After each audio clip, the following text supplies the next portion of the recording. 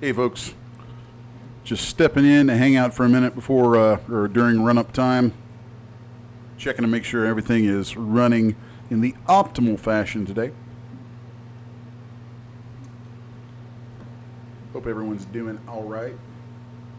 'Tis a beautiful, beautiful day here in sunny, temperate southern Ohio. Beautiful weather. Loving it.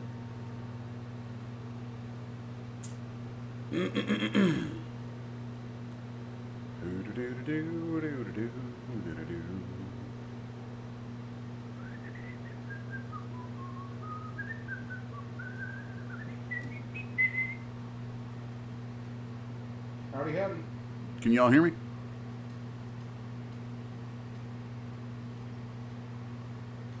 Hello, Rose. Oy,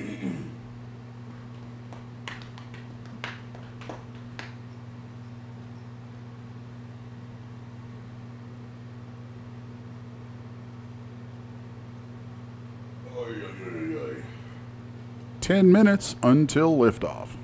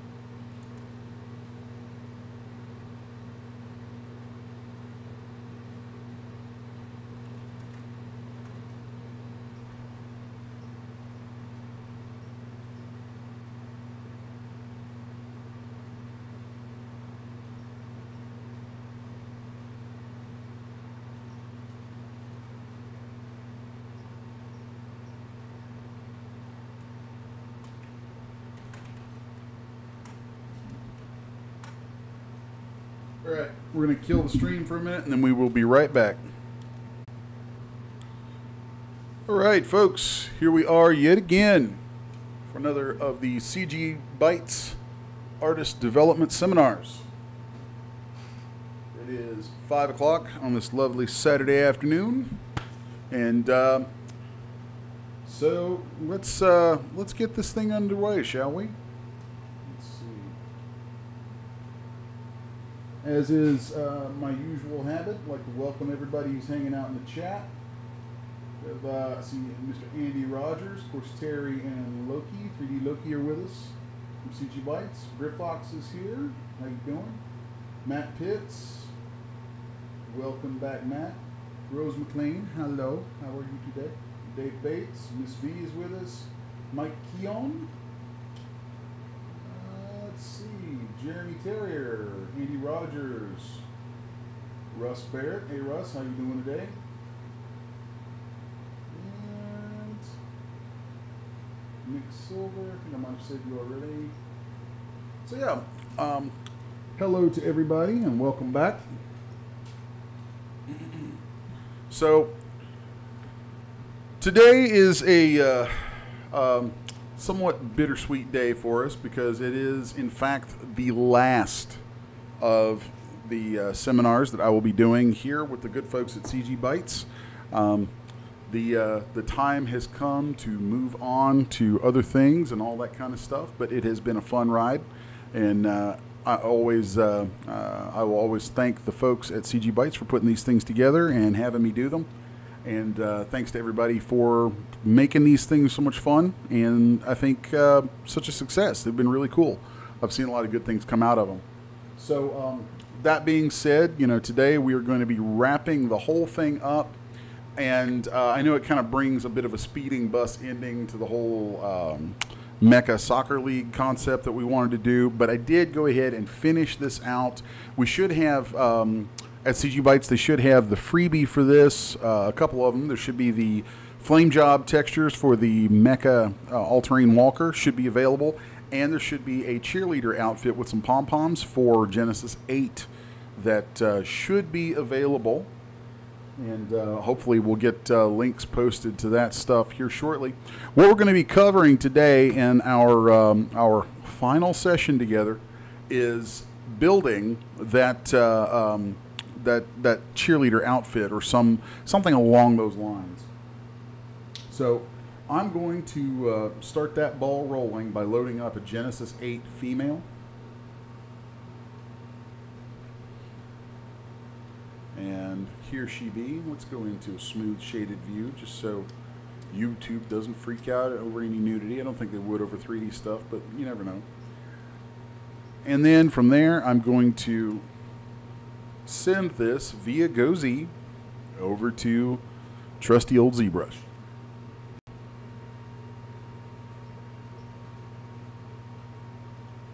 We'll give that just a moment to pass through GoZ.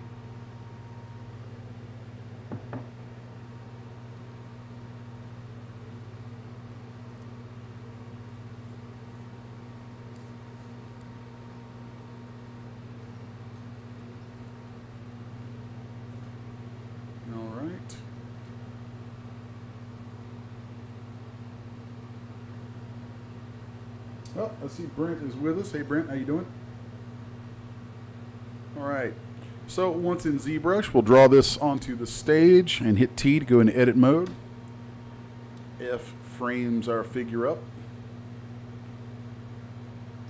And I'm going to switch out my shader because that red clay shader just irritates the snot out of me. And I'll hit X to go into symmetry. And if you're using Genesis 8, you'll notice that if you load her in, by default, she has an extra figure that is the conforming eyelashes, so we'll need to switch to her instead of the eyelashes.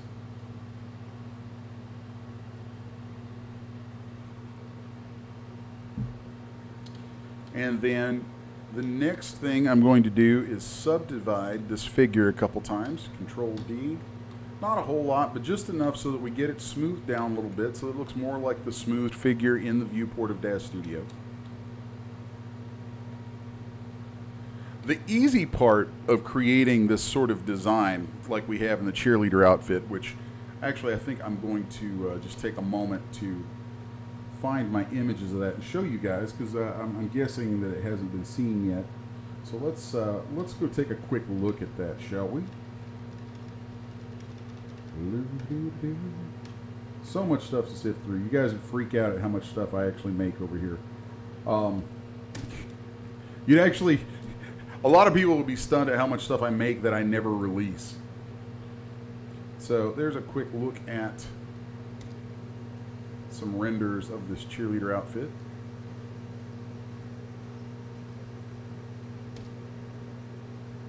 And the outfit was actually textured using Substance Painter. So time permitting today, we might get into that. The pom-poms were deceptively easy to make. So hopefully we'll get a chance to look at that today too.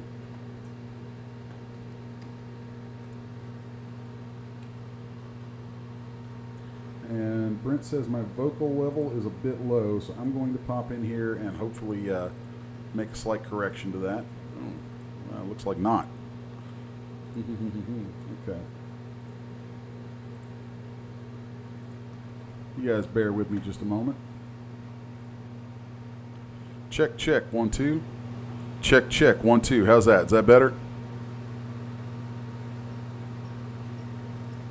How about now, guys? Can you hear me? Can you hear me? Check, check. Brent, Andy, see you guys talking about the audio in the chat. So, okay, Brent says yes. Andy, how's that sound? Cool. All right, we're all good? We're all good? Cool. All right. We shall continue. Ah, the joys of doing these things live and uncut. All right. So, let's start off with the easy stuff, which is going to be the top and the bottom. And I'm going to begin with using some masking to generate the basic shape of the design. Of course, we could draw that masking on, but I'm going to use a, if it'll stay up here, mask lasso. So I hold the control key and switch out to that. So now let's just paint ourselves a nice deep front, because everybody knows what these are all about. And then we shall paint through here. There we go.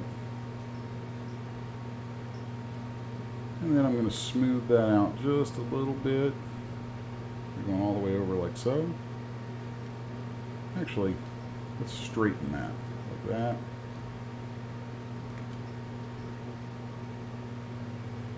The closer you get your painted on shape at this point to what you want, the better everything goes. Okay. Let's just switch back to our pen and paint down a little bit right there.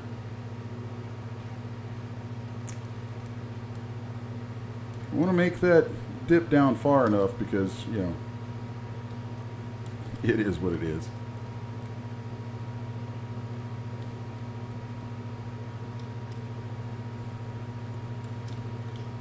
And then let's put some shorts on this girl. And of course, we want the nice, really, really short shorts. There we go. There we go. That might be a bit too much cheek showing for me. I don't know. Other people might dig it. Let's just cover up a little bit of that.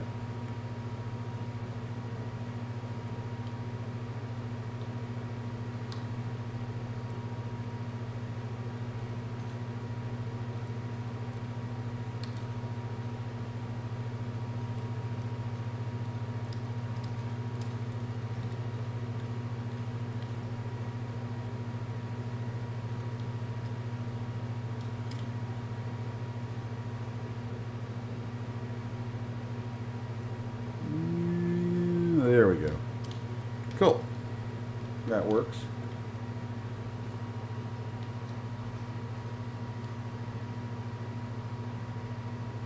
Yeah, there's a fan running in the background, Terry. That's my air conditioner. If I don't have that running, then my machine will overheat and the whole thing will die. So So we're just going to have to roll with that. Sorry.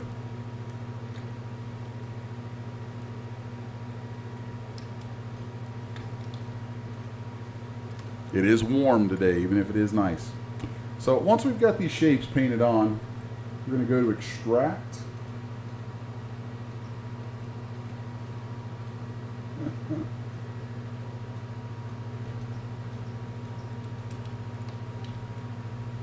Oh, Matt Pitts, come on, man. What's wrong with the Dallas Cowboys cheerleaders? It's the best thing about the Dallas Cowboys.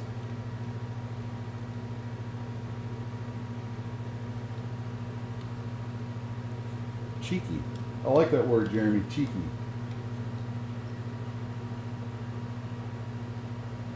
All right, so then we'll set an appropriate amount of thickness and hit extract. Now we hit accept. And ZBrush 4R8 automatically changes your subtool selected to the new one that's made when you extract. So we don't really have to arrow up or down like we used to. All right. So that gave us an appropriate amount of thickness there. So I'll just select the outer shells. I might end up, I don't know, I might end up projecting that back onto the surface and then extruding out a little bit. Actually, I'm definitely going to do that. Let's mask this exterior section, and then we'll grab our Z modeler, come into a polygon on the interior section, and we'll change this to extrude and then polygroup all. And now I'm just going to extrude that in so we have enough thickness that I can dynamesh this and actually be able to have everything hold its shape. Alright. So now let's dynamesh this. Of course, the default is 128 in the resolution, which is going to be too low. So let's crank that up a bit. Let's go a bit higher. That's not bad. That's going to put us around 60,000. There we go. 231,000. That's actually a bit much. Let's go right there. There we go. 144,000. That gives us plenty of resolution to work with so that now we can sculpt out her posterior crevasse. So let's add a little clay buildup to said crevasse. I just like that word. I'm sorry. Not a word you get, you know, an excuse to use in day-to-day life very often. So once we have sculpted out that area, we'll come back through. Let's make our brush a little smaller and go in, do a little bit of smoothing. Let's turn off solo so we can see what we're doing. And then polish. And let's clay polish this a couple times so it tightens up. Alright. That is not bad. Now I'm going to separate the top from the bottom over here. Split those into separate subtools. That way I can do a few little operations a little more easily here. Let's go into clip curves. That way we can get a nice tight top on the waist of these.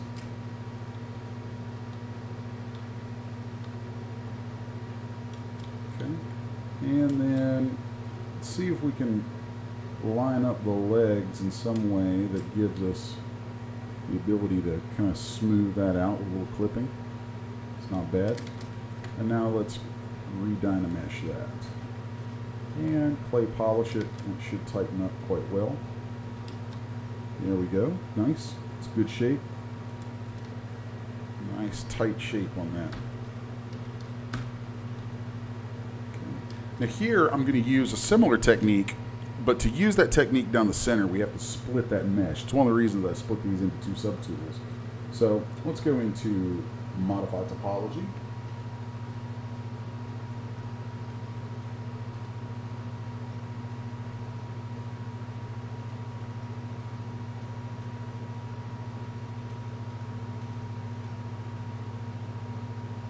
Mike asks, it appears Zbrush used the actual mesh model to form the clothing. Isn't that a violation of the DAZ license? No, it is not, because what we're doing, you're pulling a projection off, and then you're retopologizing the projection. You're actually using that projection to generate Dynamesh, and at that point, there's no element of the original mesh left. It completely rebuilds what's there into basically digital clay, and so there's no way that it can be used in place of their mesh. There's no way it can replace. It is completely wide open, and I know that this to be completely legal for the fact that I've actually done a good amount of contract work for DAZ over the last year or so, and you know, and I've double checked with them internally numerous times to make sure. So yes, what you're seeing done in Zbrush using extraction and then convert, you know, to Dynamesh and then Z-remesh and all that stuff, by the time it's done, there's no hint of the original mesh left. And this is completely, you know, endorsed by them. There's a huge amount of content that they have actually that's made this way. Now, caveat here, you can't just pull copies of the mesh and use that mesh without it being changed into a completely different topology. It has to become a completely different mesh. You can't just extract it so that, you know, because if you just do an extraction and then cut it and go, oh, look, there it is, well, you can actually look at that and see the same topology in it, and that's not cool. They'll have a little hissy fit over that. But you know, using it as a means of extraction, projection, you know, Dynamesh, Z-remesh, all those things, you know, those techniques are completely within bounds. So don't think that there's anything untoward going on with that.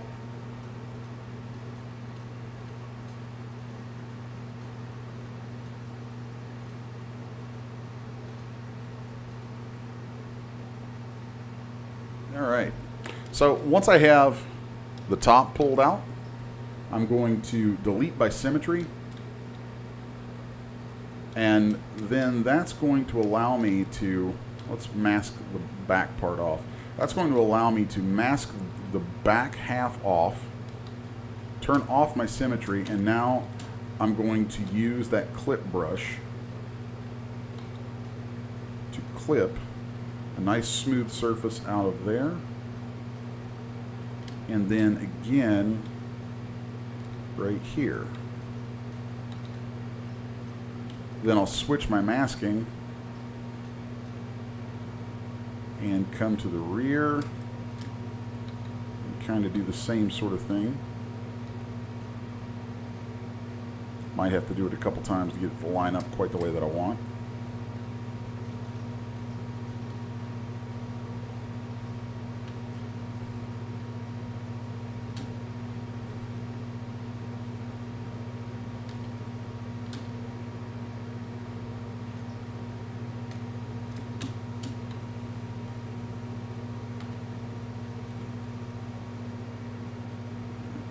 Not bad. Let's clip it another time like that. Okay. Now inside here, we'll clip.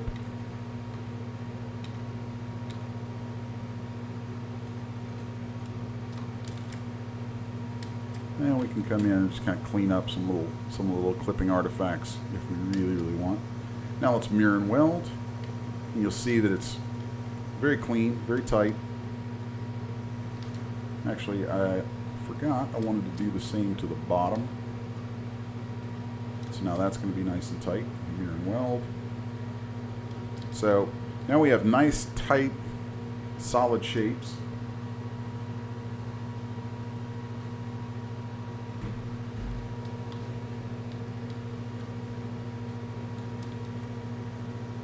Okay. Now once I have a shape pulled off like this, okay, let's take a look at what we have here.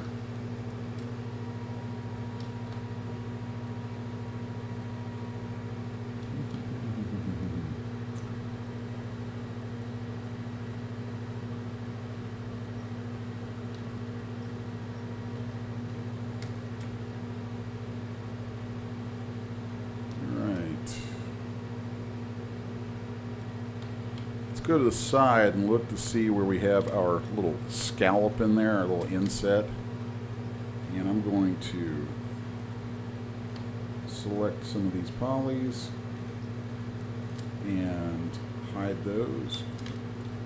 Now I'm going to hit Control E a few times to extrude that, and now we'll see that it starts to smooth out those edges when I polish. Now I'll delete hidden. We're at 38,000 polys right now with a wireframe that's really unusable because it's a Dynamesh based wire, so the topology is going to be garbage. So we want to retopologize this. So let's go into Z-Remesher, turn on symmetry, and then I'm going to hit half right here and just hit the Z-Remesh button once. We'll see what we get.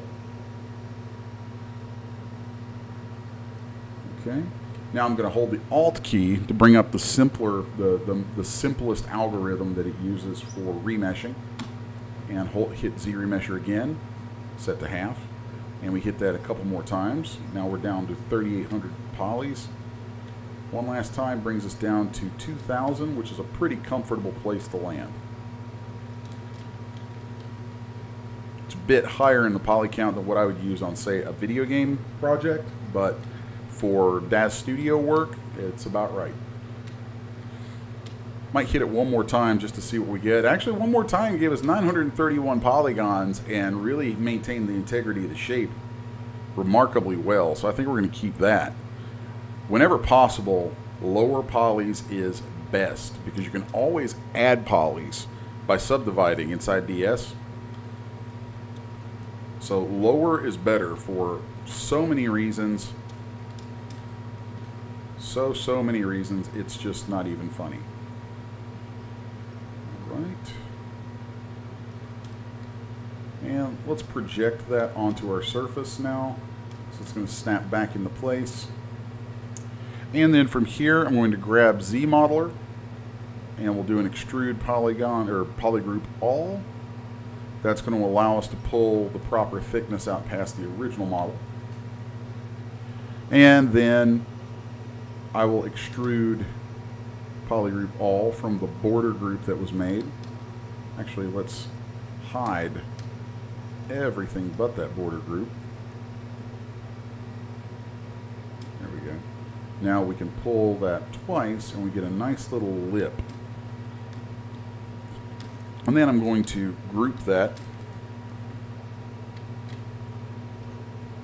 and extrude it one more time so that we get basically piping around the outer edges. Okay, and at any point we want to see what that looks like smooth, we can just hit D to go into dynamic subdiv. And so there you see that nice piping that we just made and what that would look like in a smoothed view.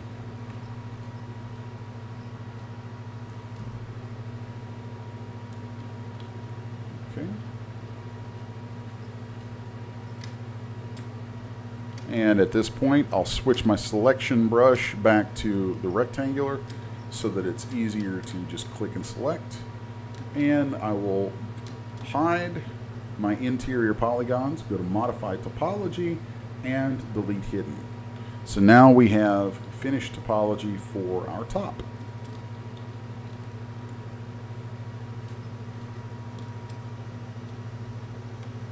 Okay. Now let's look at the bottom. And you can also hit the, I believe it's M key on your keyboard. I say I believe because I do it by touch and the letters are actually worn off on my keyboards. I just have to touch it and hit it and I just know what comes up. So it's either M or N, whichever one is to the left there. I feel stupid for that. But let's see. Maybe N. Yeah, the N key. Sorry. Hit the N key as an alternate way to navigate your subtools. And we'll grab the shorts. Okay. And let's just show that outer group. And I'm going to hit Control E a couple times. And what that does, it's an extrude command. It's really for extruding polygroups, but by default it doesn't have any distance added to it. So what it does is it just creates an edge loop around the outer edge of whatever's visible, which makes it very handy for quickly smoothing out a shape like this. And then I'll delete hidden. Okay. And now let's Z-remesh that. Set it to half.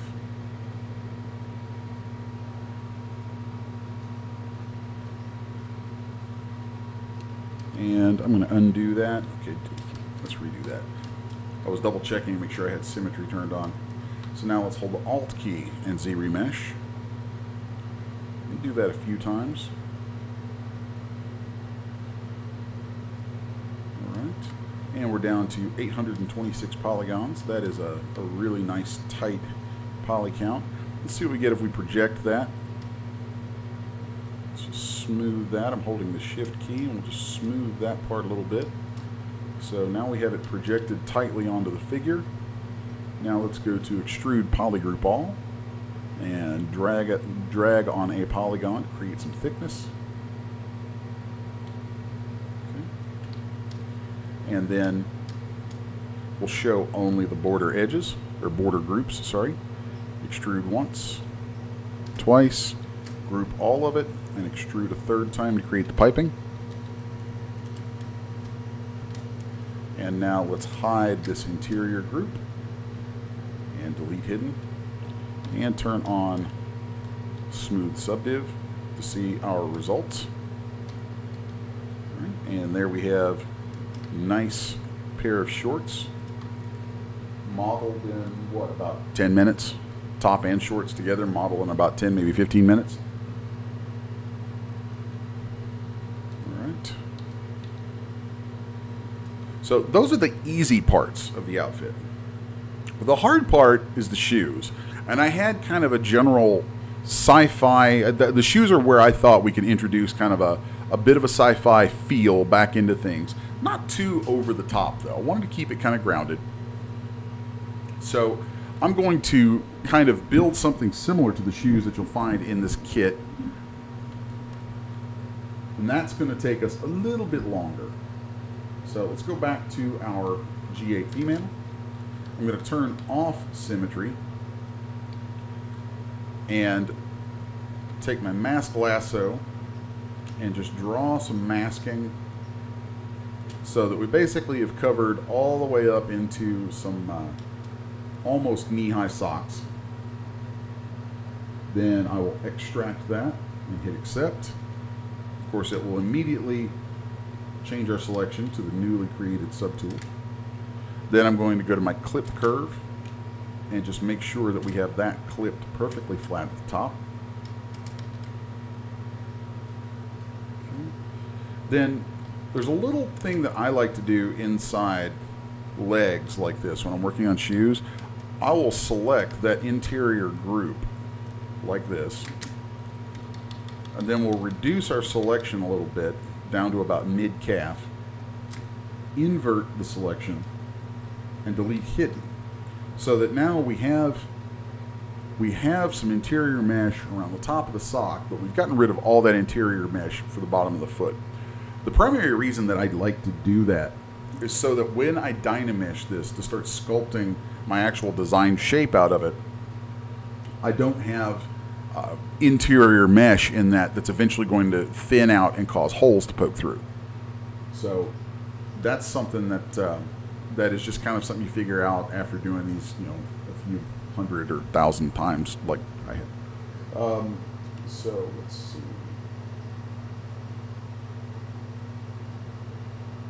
Oh, Griffox, man, Griffox is cutting out on us. Yeah, dude. I would say I'll catch you next time, but there's not a next time for me, dude. This is my last show, but I'm sure I will see you around in some of the various places online, man. But you and your kid have a good football game. It's a great day for it. All right, so let's fill these holes.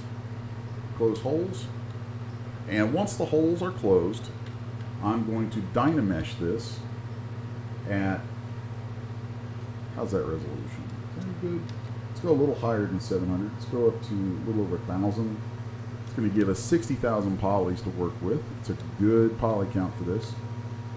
And I'm turning off the lines in my poly frame. I still have my group colors turned on for that, but the lines are a little distracting, so I turn those off. So now I'm going to use my clay brush, or clay buildup, to come through and build up the areas between the toes and then smooth those out. And then we'll build up the bottoms and smooth that out. And very quickly get ourselves into more of a shoe shape. Okay, shoe shape, shoe shape. Goofy sounding thing to say. Shoe shape. Alright. So now I'm just going to sculpt on this a little bit more. And one of the things I find myself doing pretty frequently to develop the soles on shoes, it's a nice quick method for getting some volume added and then flattening things out, is you can take a select lasso, and I'm just going to kind of draw what I know would be the top of the sole of the shoe right there. Let's invert that. I want to remove a little bit more from that back around the heel. And then once I have an area like this, actually let's undo that. Let's go back to about here, remove that much, and I'll group that. Now let's come here to the foot and we'll group this. Okay. Then I'm going to take this bottom group, extrude it a few times so that we can then get a nice smooth edge from it. Let's take our Move Topology brush and just sort of clean up that overall shape a bit. Group it one more time, mask it. Then when we come out, I'm going to invert what's showing and go into my Move 3D Gizmo, hold Control, and if I pull on one of these handles, it will allow me to extrude along that axis. Then I'm also going to hit Control and extrude along the yellow scale, and that's going to inflate it as it extrudes. Actually, that's just going to inflate it, sorry. Let's extrude one more time and then inflate. Okay, so now we've built a hint of a sole there. Now I'm going to extrude that down further and use a clip curve to clip off the rest of this shape.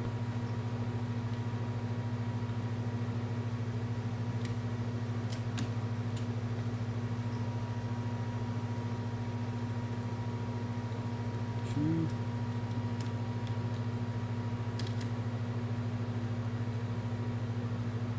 And now let's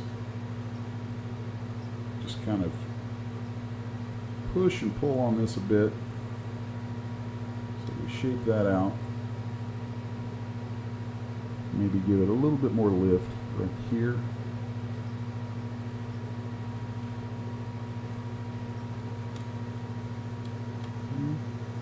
And then I'm going to add some of that kind of arching that you'll see in sports shoes.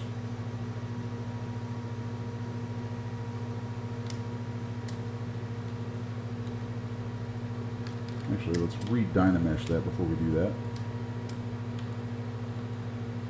There we go. That's better. Alright. And if we turn off all that, we'll see what we have so far. So there we've got the shaping of the sole of our shoe coming together pretty well.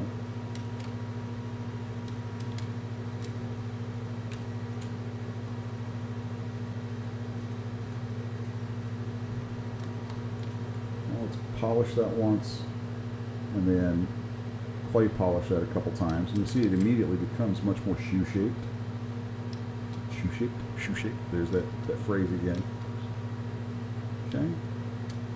Now let's select this group. Actually, I don't think I want to do that. Let's group all of it together again so we can see what we're doing. Let's do a little bit of shaping here with some smoothing. smoothing.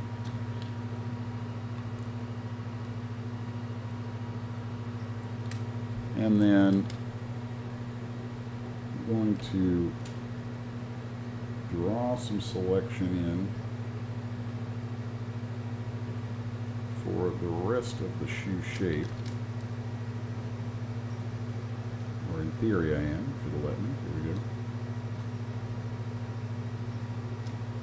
That's fine. We'll just come in and add the rest of that.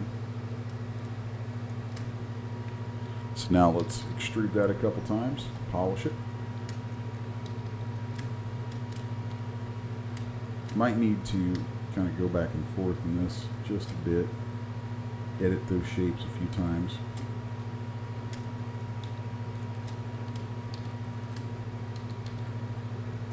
There we go.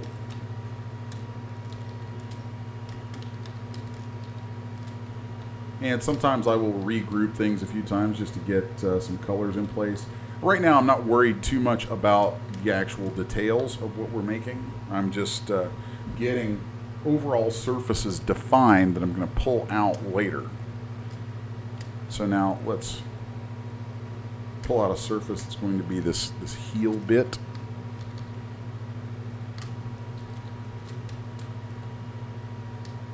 And then let's look to the front of the shoe. And I'm thinking we pull out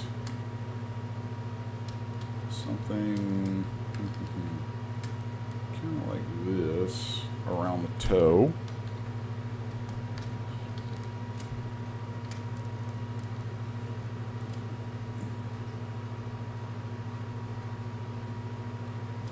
Then I'm going to isolate this area.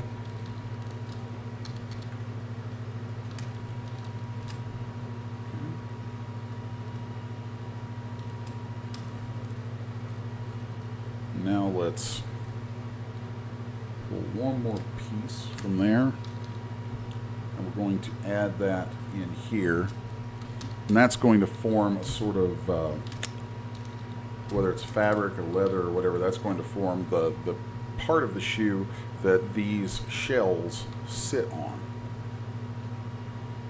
And let's go in here and maybe cut this one. And here I'm just going to use a slice curve.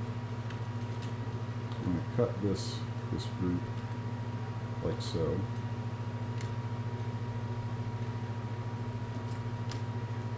And I'm going to group those together.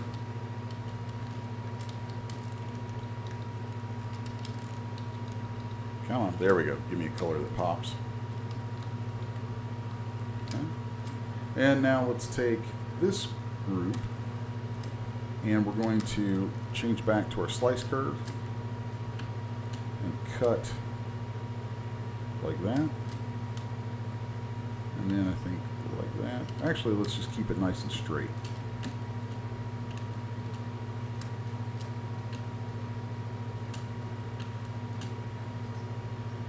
Okay. Again, I'm going to add that together like so.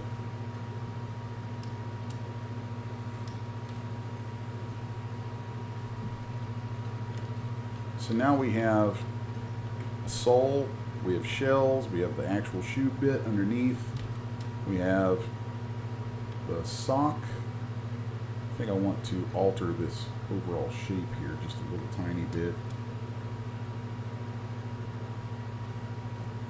Okay, there we go.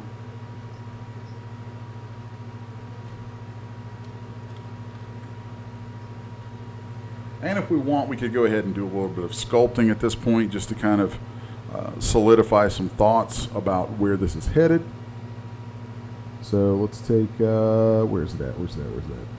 Grab my damn standard brush.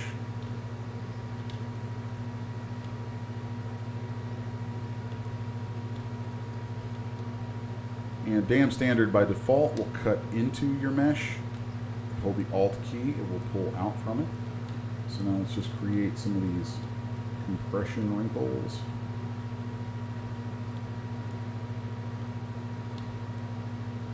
And I highly suggest folks get into looking up things about how to draw things like this, because if you can draw it, you can sculpt it. That's kind of a key thing that gets overlooked a lot, especially as new tools come on the scene. Like a lot of people are using Marvelous Designer, and it's great because, yay, here's a tool we have that makes clothing for us. Woohoo, we've made clothing. Thing is, no automated solution is perfect, and no automated solution is actually going to take into account the principles of what you're after visually. So there's really no substitute for being able to sculpt and draw. And I would highly recommend looking up, actually my favorite books on the subject are Dynamic Folds and Drapery by Bernie Hogarth. There's an entire series of books from Bernie Hogarth with the name Dynamic. Dynamic Anatomy, Dynamic Figure Drawing, Dynamic Light and Shade, Dynamic Hands, all these things. And I highly, highly recommend folks wanting to get into the world of 3D, step back and take a look at some of these drawing resources and really spend time, even if you're horrible at drawing, still spend some time trying to do it and learning some of the principles, because those principles will relate directly to what you do once you're inside a piece of software like Zbrush. And really, it's all about the principles. If you have solid principles on those things, then you can really create in any program. The software becomes irrelevant at that point.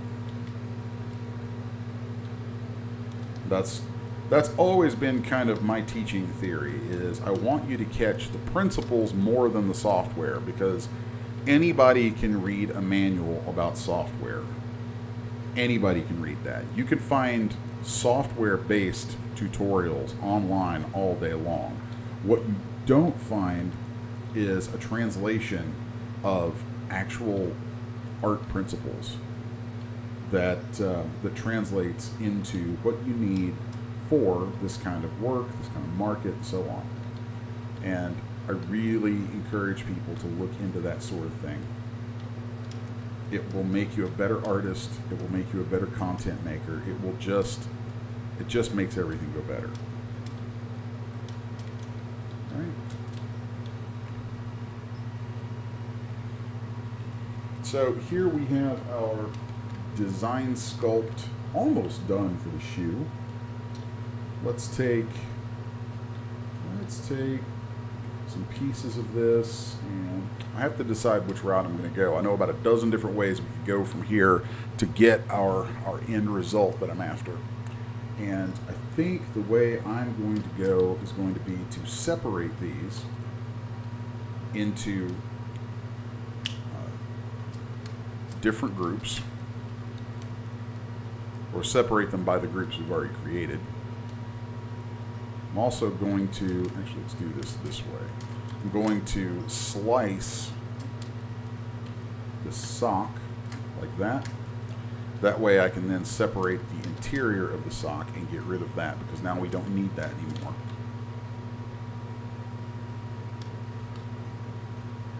So now let's delete that. We've gotten rid of that interior.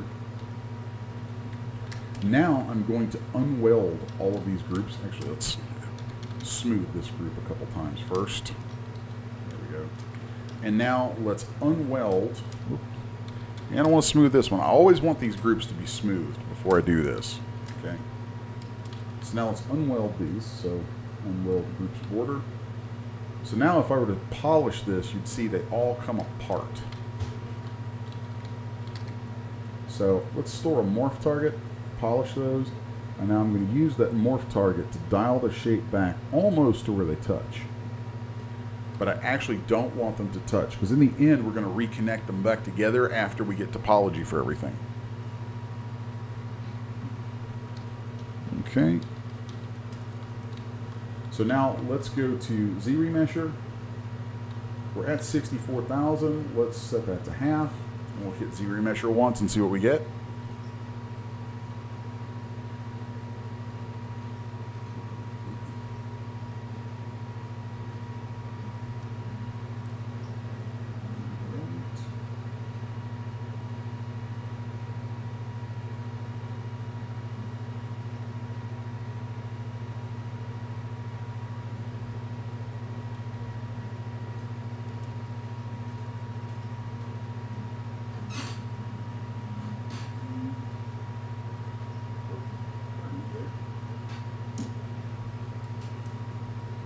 So now let's turn on our wireframe and see what we're getting so far. It's not bad. Not bad at all. And there's one school of thought that would say that you could just kind of complete the underlying shoe there and then let these panels sit on top of it. I personally don't like that. I like having things connected whenever possible. So here, let's just store a morph target, polish a bit, and then again use the morph target to dial it back just a little bit so that I have that nice clean space between my groups. Now I'm going to turn off adaptive and Z-remesh this by half again. Give that just a moment. So now we're down to more manageable poly count. I think the sock area I need to break away. So let's hide everything else and split it. And now I'm going to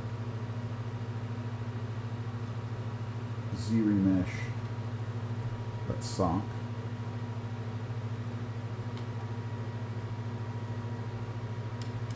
And now that I'm down to, well, let's go lower than that.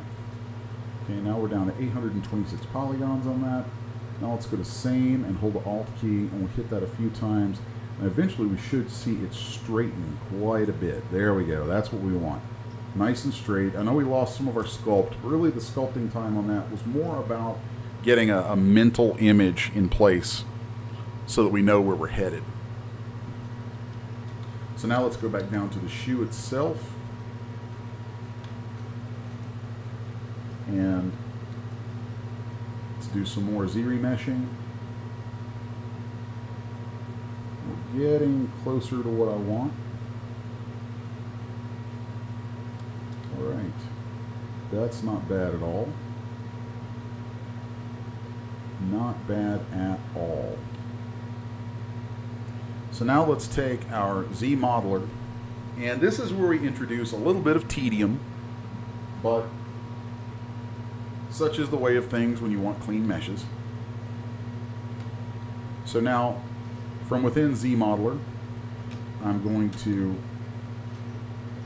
delete, every once in a while, delete an edge loop, and then I'm going to set my vertex action to stitch 2 points. And I will stitch these together. Here I'm going to add an edge loop. And sometimes I may have to take an edge loop away, sometimes I may have to add one.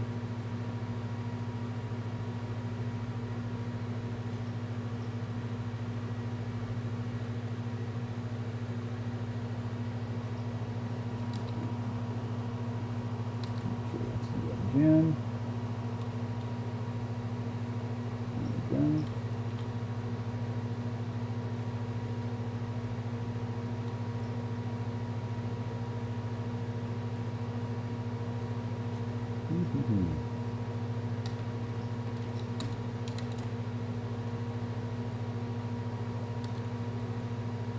Very odd the way it's behaving right there. I don't like that at all. There we go.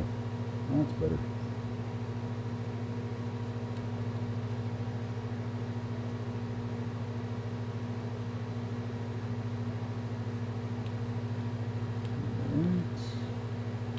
Let's see what we have here. Can we get rid of that, or can we get rid of that? There we go.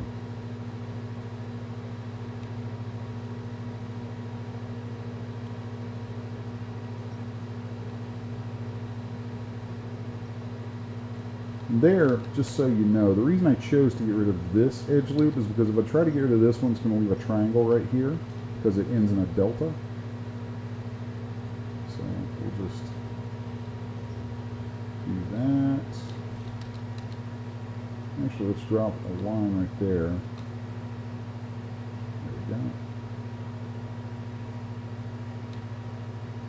Because if we do that, we add an edge loop and then delete that neighboring edge loop. That allows us to keep the integrity of our shape much more effectively.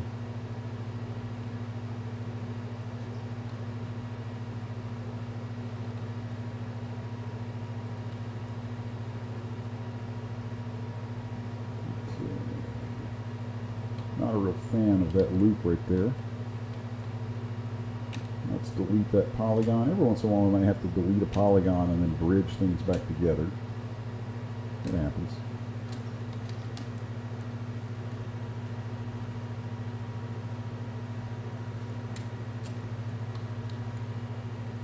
There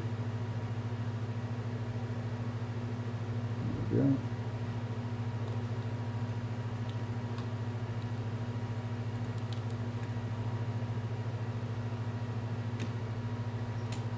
This is the part of things too that sometimes gets a little bit quiet, so if I seem to trail off, I'm still here, you guys. I'm just kind of doing the deed.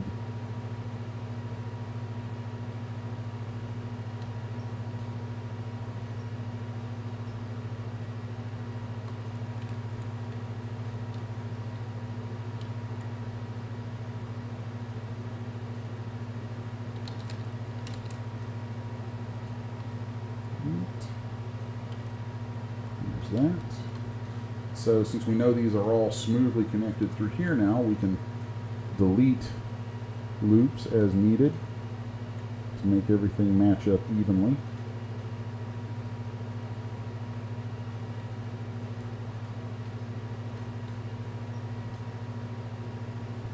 Or we could add one if we need it, like right there.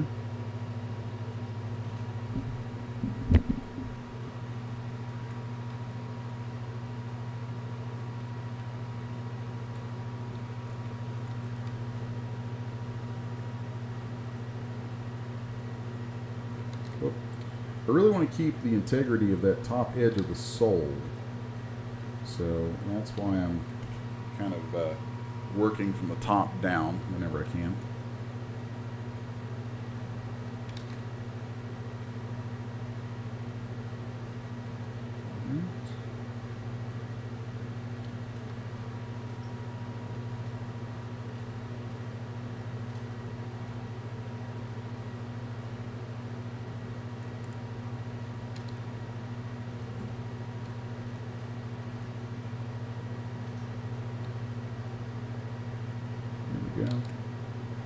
And stitching this stuff together is one of the many reasons I always say you want a low-res mesh.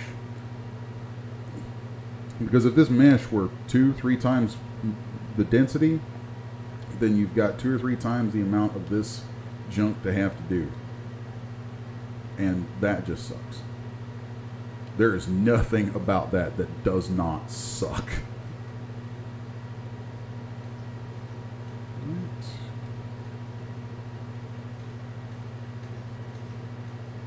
It may seem like a slow process, kind of a pain, but, you know, the upshot of it is that when you do this, you are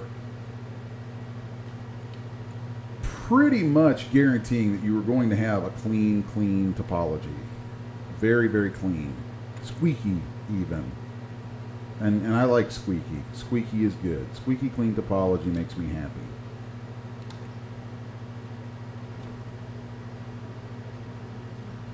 I'm a firm believer, if you're going to do it right.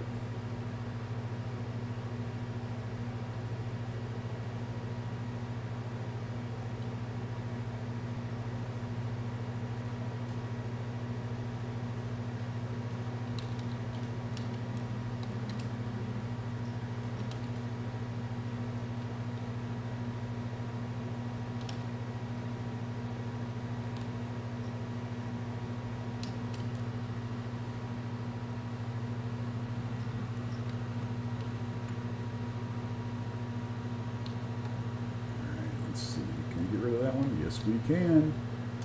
I like that. I like any chance to get rid of a line of topology like that.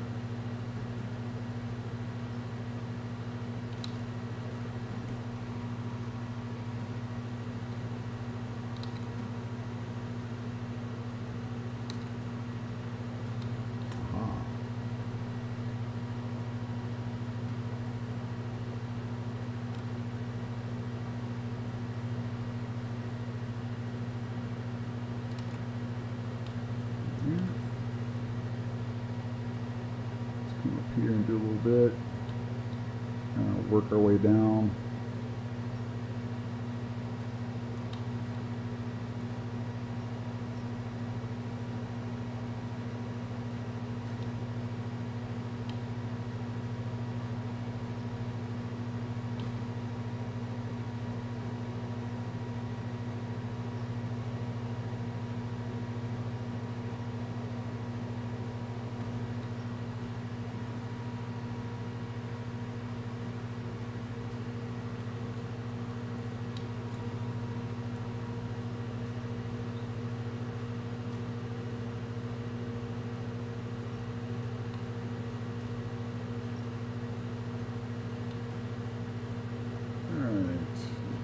Keep this puppy rolling.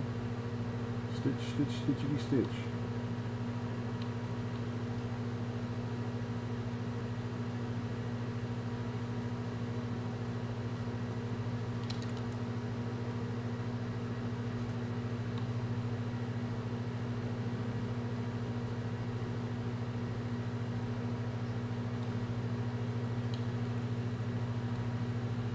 Definitely getting there.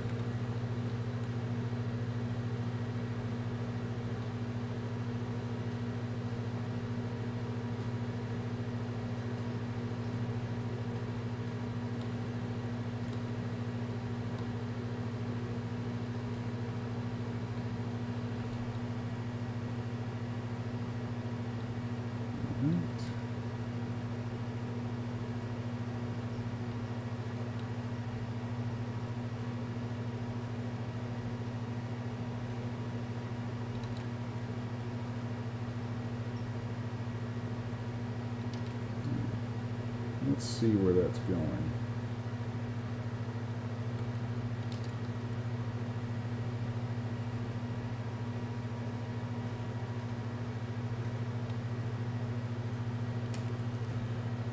Once we start getting it closer and closer, every once in a while I will hide an edge ring and see where it ends up, because I'd like to try and get things kind of a little tighter together.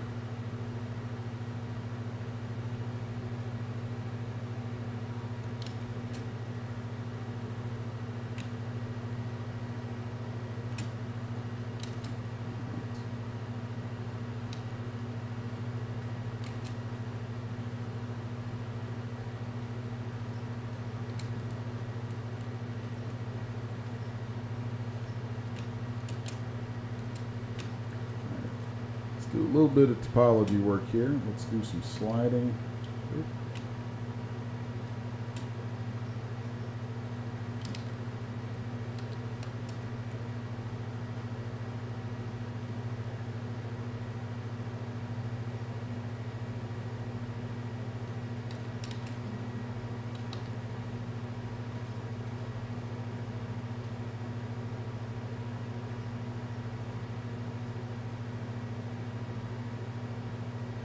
How far that puts us back over here. That's not bad. That's not bad at all. So what I'm looking for here is to connect some of this stuff a certain way.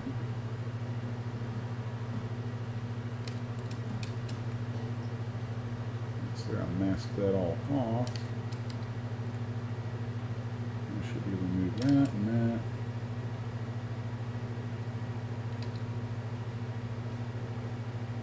Now let's bridge that. There we have a nice ring going around that.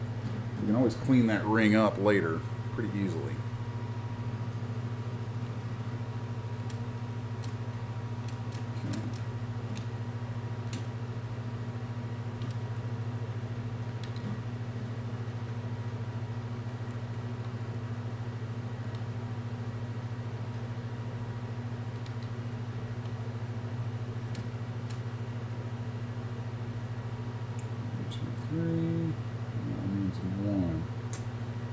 Not really caring too much for that.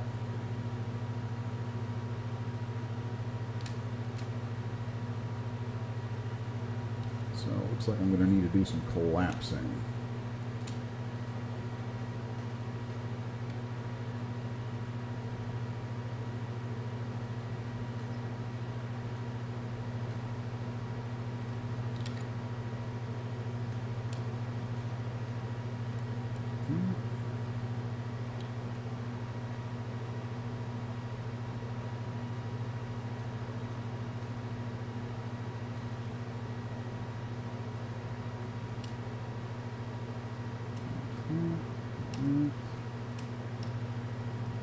Just trying to clean this up a little bit so that this topology flows where I want it to.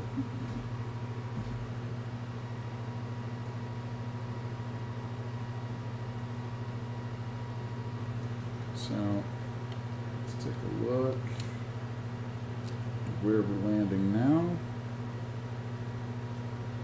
Okay, we're there. And we're there. Let's add ourselves another edge loop here. Stitch that. And then bridge. Now let's take a look at what we've got. So that means we're going to bridge from here to here. That's starting to smooth out quite a bit.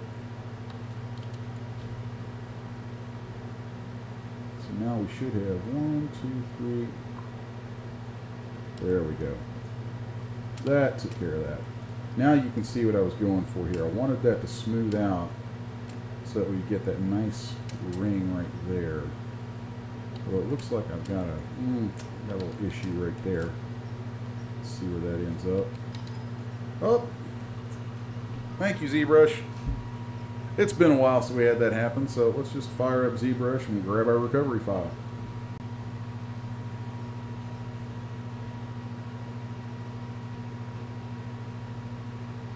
Yeah, Mike, whenever you're stitching like that, it's real easy to come up with, a little odd spot. So as soon as Zbrush reloads, I'm going to go in and clean that up. Zed's dead, baby. Zed's dead. All right. And we're back, just like that. Like nothing happened. Haha.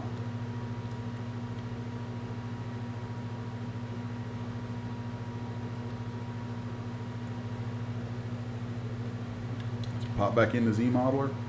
I love that recovery feature of ZBrush. That is one of the handiest things ever. Geometry, I'm going to delete hidden and kill that edge loop. Let's delete that polygon right there. Also looking at this, I think I'm going to delete a couple of edge loops going around the sole right here, just to lighten that load a bit. And then let's group these together. Shoes are always like this, by the way. Shoes are always a giant pain. There's never an easy route to take with shoes. And I'm okay with that, because if it were easy, everybody would do it.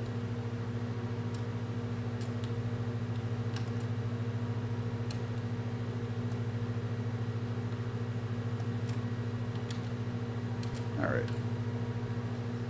So now let's just get rid of these. So now we have 1, 2, 1, 2. Let's go back into, okay, cool. There we've got our selections looped in. And then let's just polish this little corner, or just move that corner. So now I can see where I'm going.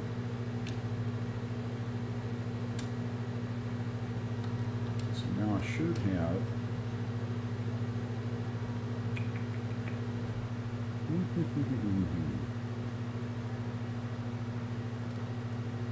there we go. So now I should have this sort of topology flying around here where you can see a nice ring. Let's do a little bit of slip and slide right here. A bit of the old slidey poo. That's a technical term, by the way. The slidey poo.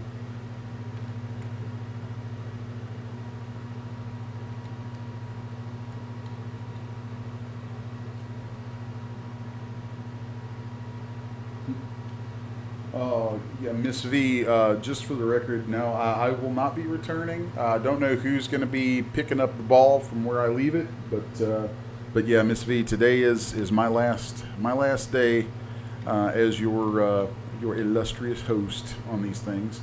So it has been a fun ride. Let's connect these guys together here.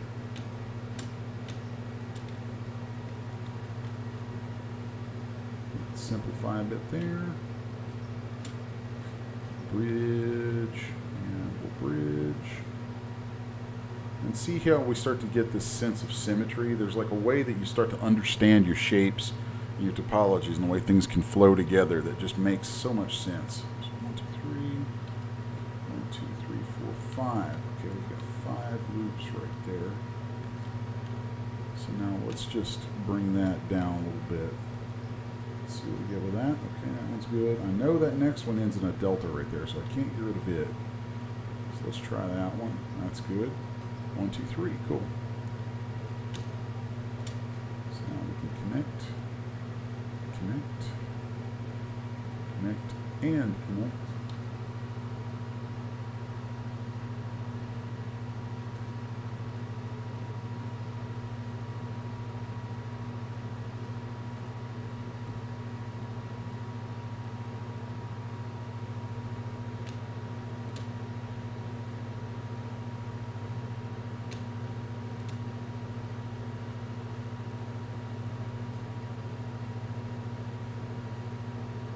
So now we've filled all that in, and I can work my way on around with the rest of this topology now.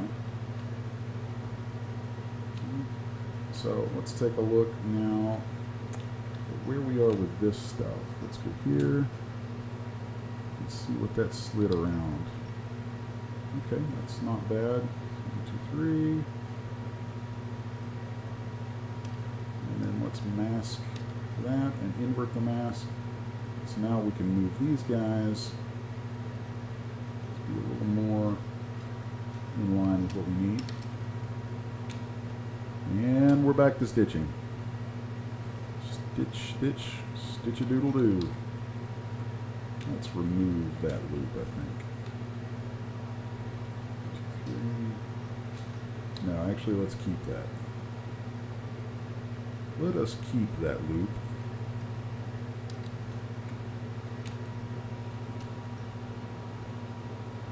Alright.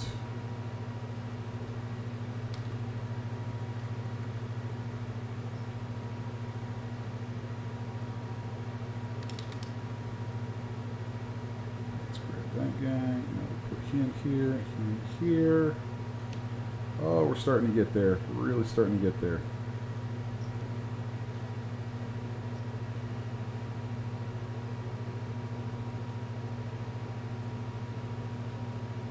We might need to add some little breakpoints into our topology down here just to make everything kind of flow back together. That's a common thing to have happen. Okay.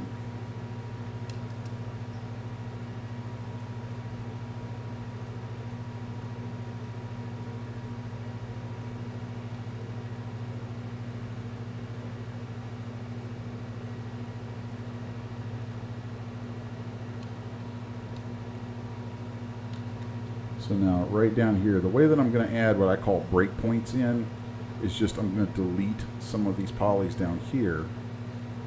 And now I can slide a couple things. And we can maybe do a little stitch. We can insert and stitch, insert and stitch.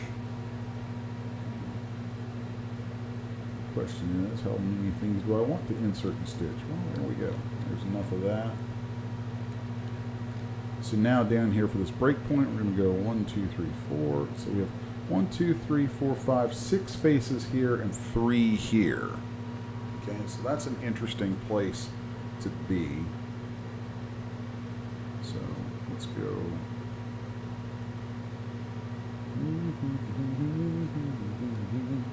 Let's delete one more, so we have 1, 2, 3, 4, 5. And let's do a little bridge from here to here, and from here to here. Paint a little bit of mask right there, polish it, and sometimes it's easier to look at this sort of thing when you let it relax. So 1, 2, 3, 4. So let's bridge from here to here. 1, 2, 3, 4. Let's just relax that. 1, 2, 3, 4. Bridge from here to here. Okay, we still have a little funk going on. Let's add an edge loop there. Don't like how far that edge loop wants to roll through. Don't like that at all. Okay. So 1, 2, loop. 1, 2, 4. 2, definitely going to still have that couple of spots, but we might be able to mitigate that over here somewhere. This is where things get tricky because you need to find a way to collapse things so that you end up with these even numbers. Okay? Even numbers are your friend. 1, 2, and there we go. Just like that. So, see how changing that to those even numbers, we're able to then connect things and it all works out. If you have odd numbers, you're going to end up connecting with a triangle somewhere.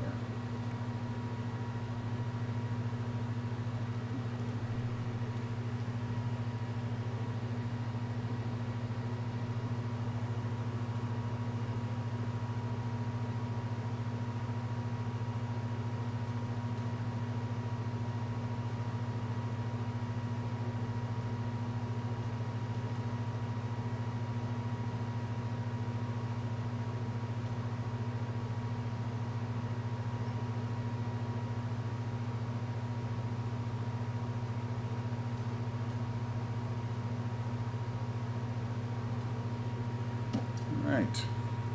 Normally about this time, or actually a few minutes ago, we would have taken a short break, but I want to press on through this and probably take a short break after we finish all this stitching, because stitching is, it is what it is. It is what it is.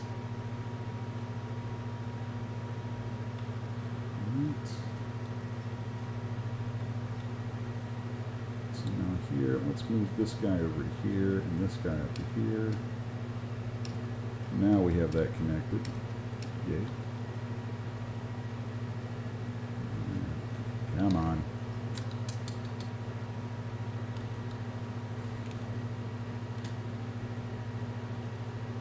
No, I don't want to bridge those. I want to stitch those. Why are you not stitching? Stitch with me. Stitch with me, damn you. Stitch from here. Stitch, stitch, stitch-a-doodle-doo. I know, this is magical. This is the magical moment of stitchiness.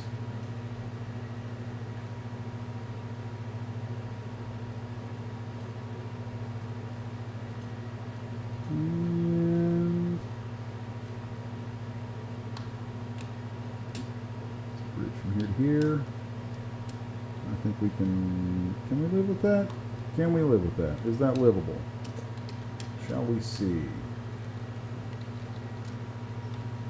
I'm thinking that that might be livable.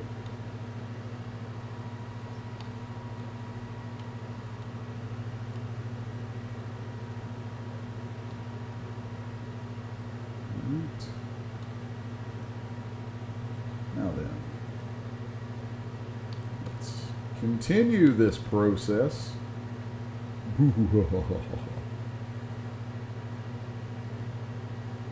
Stitching, stitching, stitching, stitching, stitching, stitch, stitch, stitching, stitch.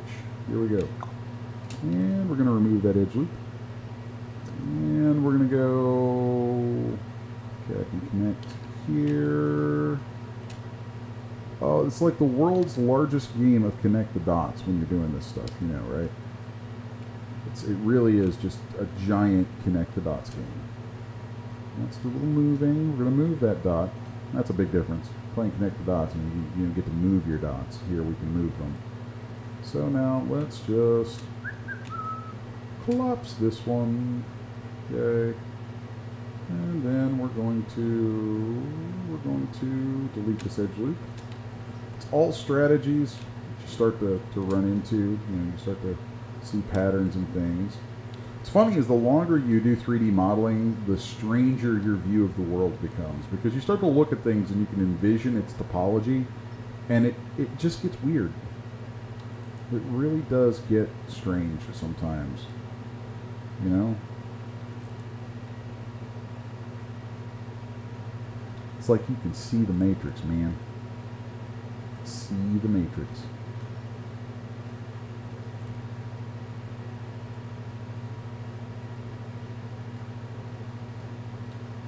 Alright, and here we're going to need need to introduce breakpoints. Breakpoints.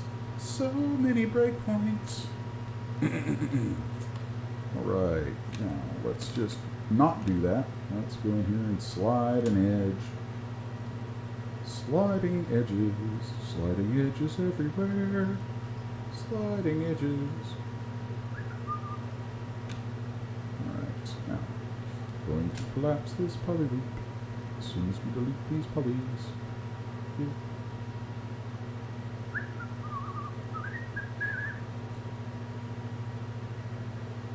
Stitch.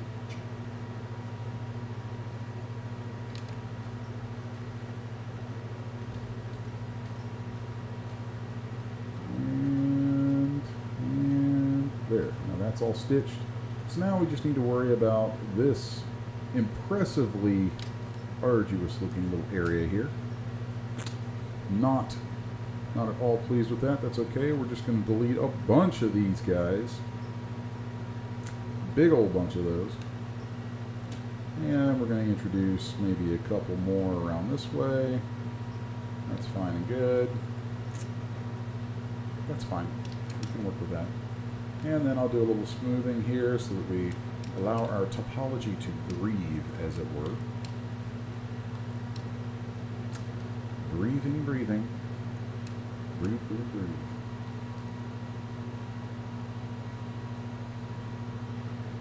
Alright. And a little bit of masking right there. Let's polish it. We're going to polish that turd.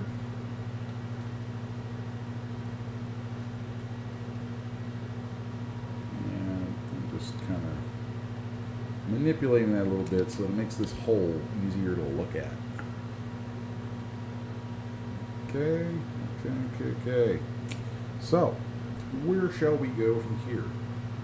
Where do we go now? Where do we go now? Oh, where do we go now? Oh, I did not want that one. I want that one. There we go. And there. And there. And maybe there. Not sure how I feel about that. I know I'd feel better about that, because it seems like a more logical flow for things to go from the front to the back like this. So here, in order to make sure I connect these properly, 1, 2, 3. So we're going to go down to 1, 2, 3, or maybe 1, 2, 3. Cool. Trade polygon, por favor.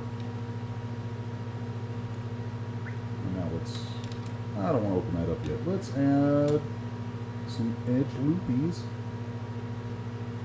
Let's add one. One edge loop. And then I think 2. 1, 2. Stitch. Yes. So now we can stitch, and stitch. Yay! The stitching is done. And now we can smooth that a little bit, or polish it rather. Okay. And let's polygroup all that. And there we have all our panels tightly modeled, stitched together, all for under 1,000 polys. And so from here, I'm going to make the sock part of the shoe. I don't see a reason to have the socks separate, so I'm going to have them as part of the shoe. So let's go to our sock subtool. Yay. And we're going to go to merge. And we're going to merge it down. That's fine. Now let's see how many polygons we have around this hole here. We have 52. And let's see how many we have around this opening. We have 52. Look at that. That's perfect. That was sheer luck. That does not happen every day. And that makes me very happy, because now that means we can just, I'm going to get rid of a little bit of those right there just so that it's open and you can see it breathe a little more. But that means then that we can just go here, go to bridge, 2 holes, we're going to do align our clicked edges, and then click and click. And because those had the same number of polygons, that means they align perfectly, which makes this little process a no-brainer. Makes that go quite smoothly. And we like it when things go smoothly. We really, really do. Let's insert an edge right there. And boom, boom, boom, boom, boom.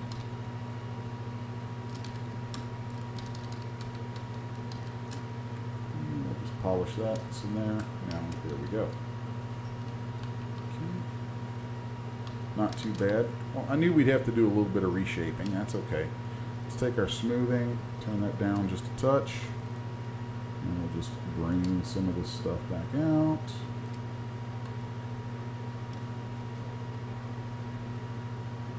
Okay. Here we go. Now we can refine this whole shape quite a bit, and our topology is super squeaky clean. Will flow very nicely everywhere we want it to flow, because that's the way we go. Let's see if we want to add an edge loop here. I think that's a fine place for another edge loop. And then maybe a little slidey pants going on right here.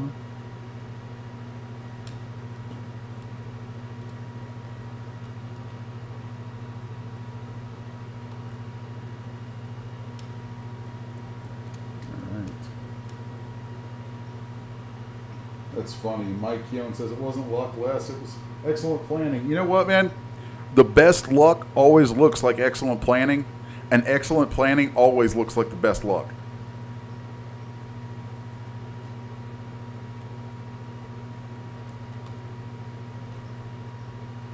All right.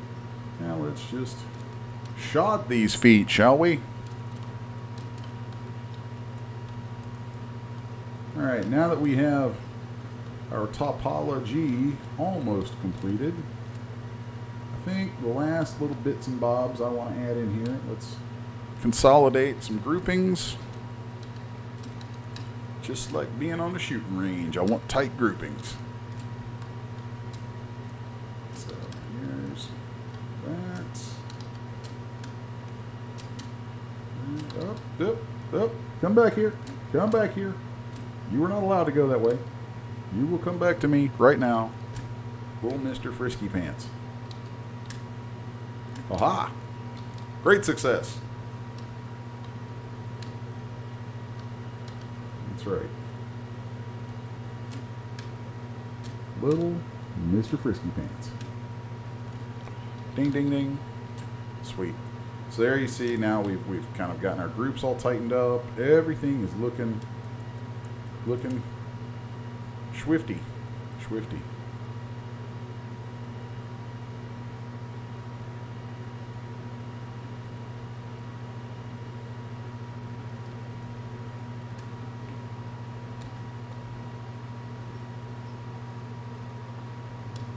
Alright. So now I'm going to introduce some thickness. I'm going to use a thickener.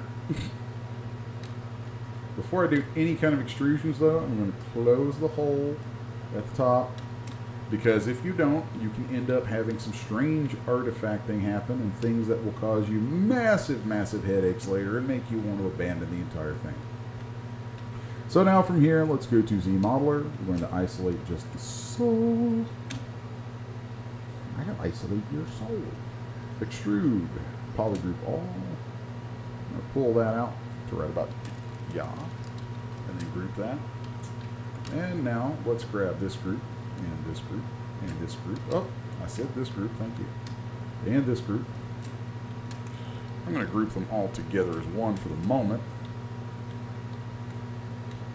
And I'm going to, actually let's keep everything else hidden. I'm going to inset, polygroup all, inset region. So introduce just a tiny little thingy there. That's a technical term. Thingy is a technical term. Extrude, polygroup all. And we're going to pull that out. Now I'm going to shrink my selection by 1. So now we have all of that in a group. Group a doodle doo.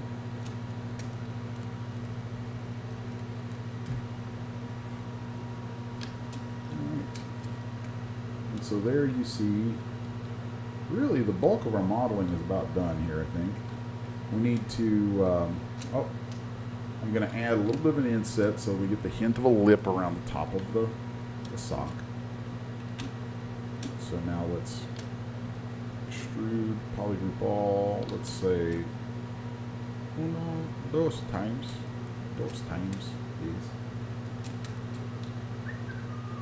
Then I'll delete hidden. And if we really wanted to, now we could get all designy and fun with it and add like some edge loops here that we could then use to designate some trim areas later, which I think is a fine thing to do. So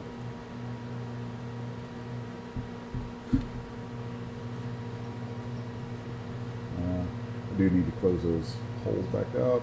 Let's do an extrude poly loop. Yeah, we'll do. Let's do. Really? You gonna fight with me now? There we go. 2 and a 3. All right. There we go. So now we have some little cutesy little trim areas. Yay for cutesy trim areas. Hidden. Gonna mask all that. We want to make sure that our polygonal spread is a little more apropos. There we go. Sweet. And one last thing I want to do. I want to add a bit of a lip around the shoe itself. So let's just polygroup that stuff. Then I'm going to add an edge loop right here. And then I'll extrude that poly loop. And extrude again. Delete that one. Now I'll delete that one. You'll see how it smooths it and gives it that little lip going up onto there. And if we do our dynamic subdivision, now you can see the kind of shape that we land on. Booyah, booyah, here we are. And just for the sake of seeing the effect, let's do a crease by polygroups. Shows me that I might want to consider a little bit of an edit right here.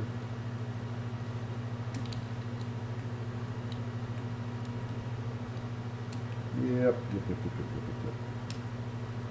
Not liking that little guy right there. Feisty little snot trying to fight with us. So let's backpedal just a touch. Just a touch. We'll see how far we have to go. Probably further than I really want to think about, honestly. Should have caught that earlier. These things happen. Yep, right there. Right there. Right there's the culprit. That is the spot. So let's just not do that. I think we can safely not do that.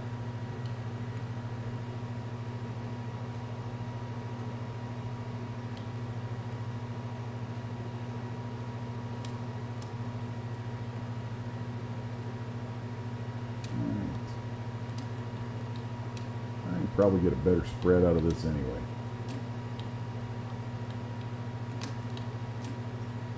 Sometimes you just have to backpedal a little bit. Part of the game.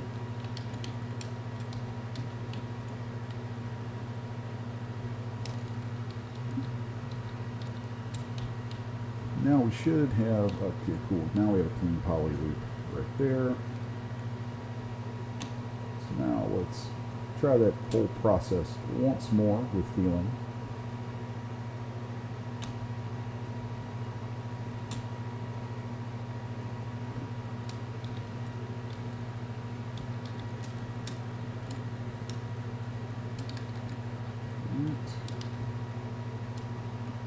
Want to be careful about those poly groups.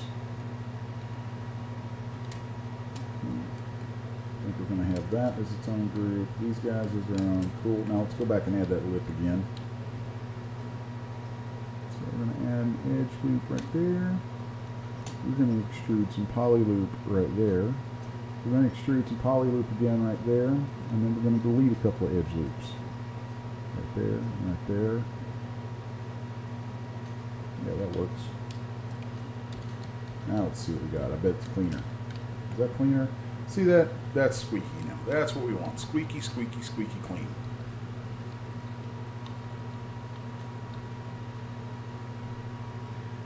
Matt Pitt says mirror and weld to mirror the right shoe to the other side. Yes, sir, you are correct.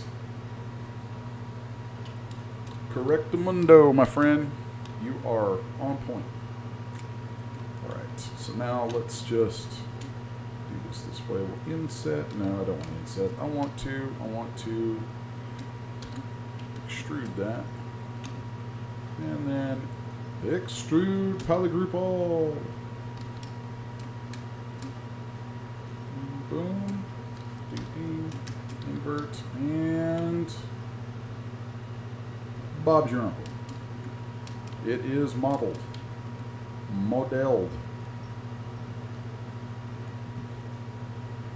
First, we can still pull out our little whoop, doop-de-doop-de-doo.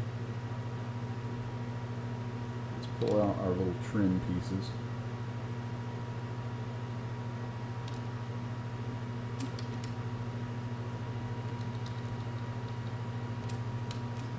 And we're good. Good to go on that. All right. So the next thing I'm going to do is before I mirror and weld all this stuff, or before I do a mirror and weld, I'm going to duplicate this subtool. And when I come back, we're going to set up the UVs and everything, okay? So I'm actually about half an hour past the time where I usually take a little break to grab something to drink, because when you're talking this much for this long, you tend to need something like that. And when I come back, we're going to UV this thing, and you'll see the models all finished. Then I'll pop over into DS, and we'll wrap things up, taking a look at the cheerleader outfit in DS Live on Genesis 8 Female. Until I get back, you good folks talk amongst yourselves, have a little bit of fun, and if you have any questions, feel free to pop them into the chat, and I will answer them when I return.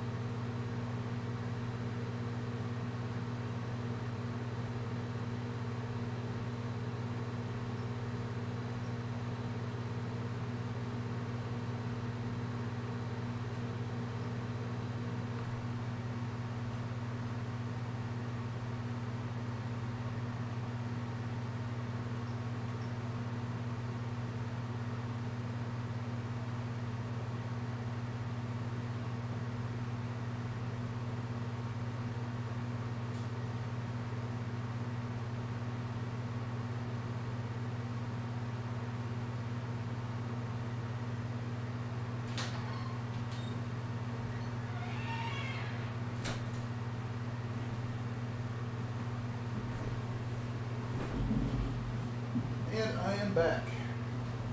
All right, folks.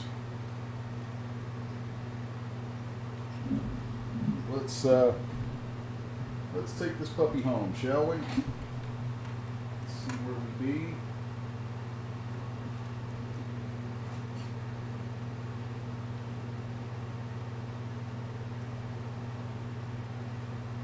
And we do have a question from Nick Silver, some point back, about if it's really bad to end up with a triangle, like in the middle somewhere. And it's not a deal breaker anymore.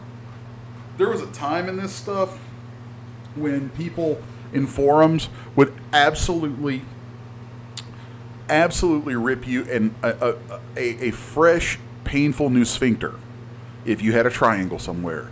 I mean, you could hear them crowing about it from a continent away. Oh my God, there's a triangle. This is crap modeling.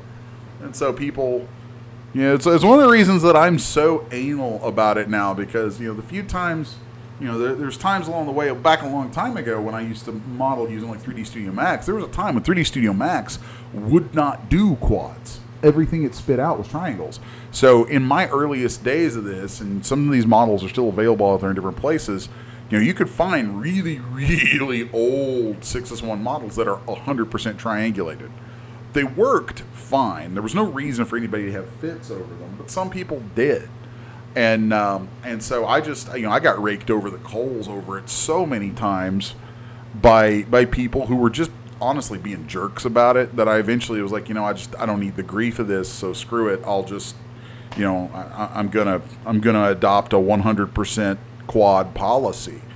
And the upshot of that is that there is a certain side of it where if you have quads, you're probably going to have a smoother topology that will bend easier. And I always kind of knew that. And if you looked at my original models that I'm talking about that were 3D Max models back then, inside Max they were quads. It just wouldn't output OBJs that stayed quads. And it was a flaw of Max at the time. And I was like, well, oh well, you know, I mean, this is what I work with, this is what I do. So, you know, it was just something I had to live with. But once that was not a thing anymore, then I was like, okay, cool. Now that's not a thing anymore, so I can keep all quads here too, and everybody's happy. So that's kind of the deal there. But at the same time, now the software is much more forgiving. You know, DAZ Studio, you can get away with a lot in there. And there are some very, very, very well-known creators, top tier creators, who make truckloads of money, sell enormous amounts of content, and some of the stuff that they put in their content just blows my mind at the triangles. I'm like, how are you getting away with this? You know, it's like you know, if we did this years ago, people would have had a fit, and now they don't care as much. So I don't know. It's a weird thing, you know. I guess that kind of stuff happens over time. You get sort of used to the way things change and what people care about and what they don't. But there are some technical reasons that you want to try to have quads as much as possible. If you have a triangle somewhere, it's probably not going to kill anything. And if anybody says anything, then you know, it's your call. So that's kind of my answer to all that. But Matt Pitt says, newest NVIDIA drivers are giving me some freaky artifacting in DAZ Studio. That's interesting. I don't have a lot to say about that because I'm not experiencing it. But that's a tough one because, I mean, it's NVIDIA plus iRay. There might be an iRay update out there. There could be a number of things. There's a lot of moving parts to the software side of this stuff. So, you know, and it's something that I would probably send a report to DAZ on, because I know that they tend to be pretty quick to look at that kind of thing. So, let's jump back into these shoes. And the next big thing I'm going to be doing is a little bit of cleanup on my groupings. Okay. And I think, actually, that was my duplicate. That's fine. I'll just delete the original here. Okay, now I've got these grouped a little more the way I want.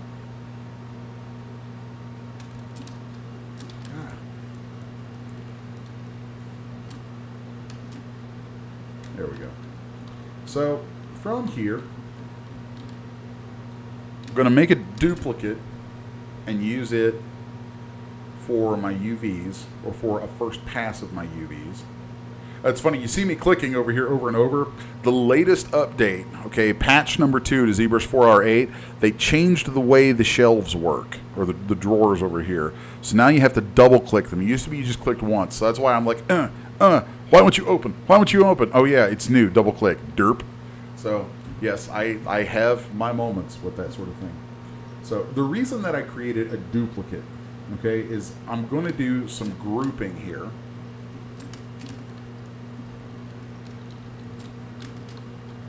That will guide how my UVs are created.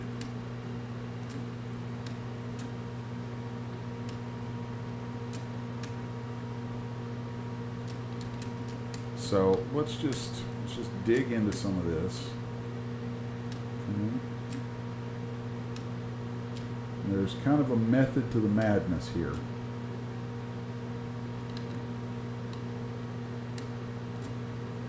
There we go.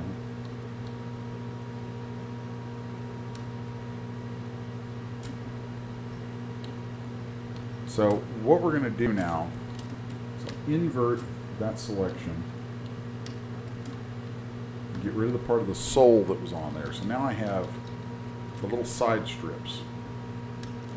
Now I can take this stuff and auto group it, then auto group that.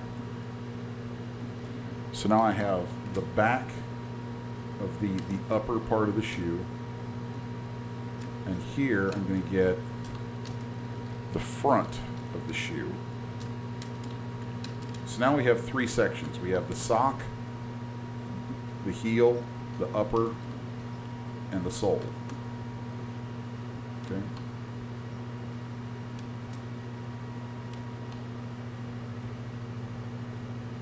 So now let's go into UV Master. I'm going to turn off symmetry since it's not a symmetrical model at the moment. Turn on polygroups and unwrap.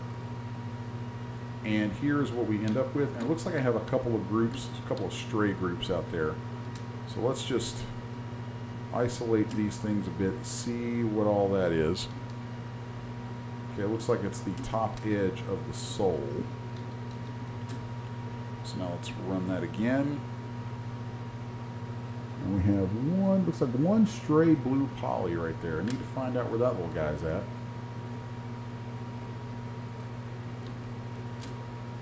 Okay. So there.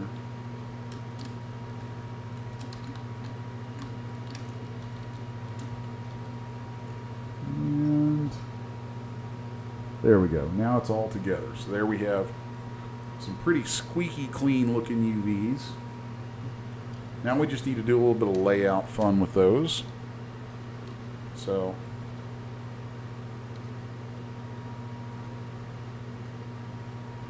let's just move that there.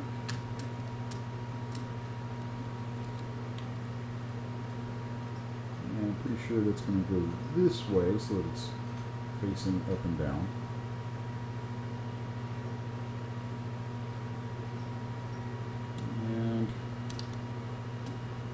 This, swing it around like so.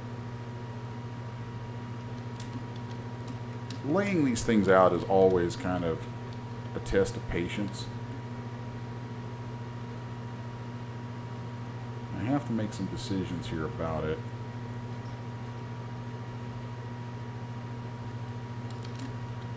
Okay. Let's go that way.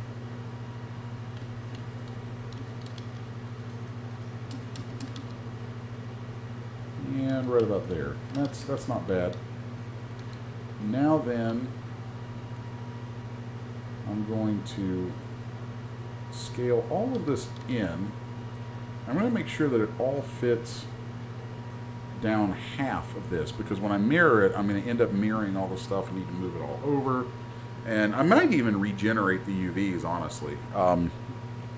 just because, in fact, I think that's what I'm going to do. Let's just unflatten that. I'll copy those UVs and place them on my original that has all my proper groups and everything. So now let's paste those UVs and we flatten, and we should see, there we see where our groups fall, how everything ends up.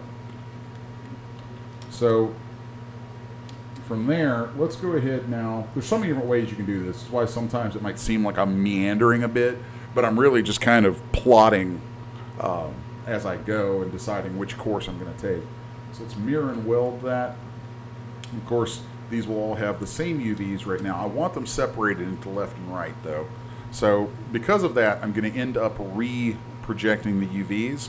Let's turn on symmetry and use existing UV seams, and we'll unwrap that and let that bake. Now we'll flatten it, and now you see we have all of that for both shoes. So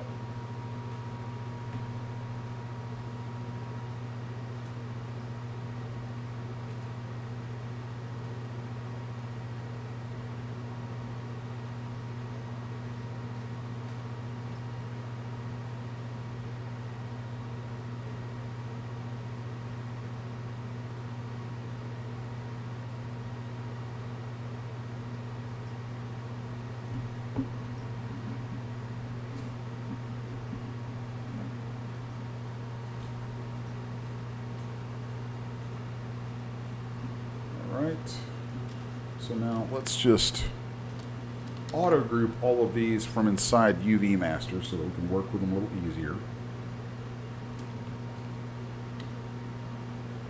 And just going to do a little bit of layout work now.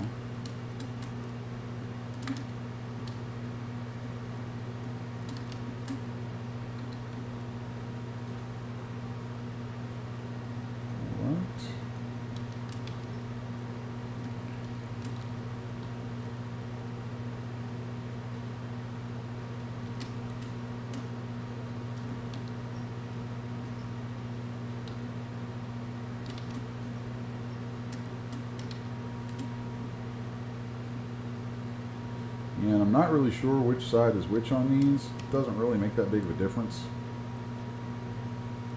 It really doesn't make any difference at all, honestly. We could group these out however we wanted. Because UVs are UVs. They really don't care.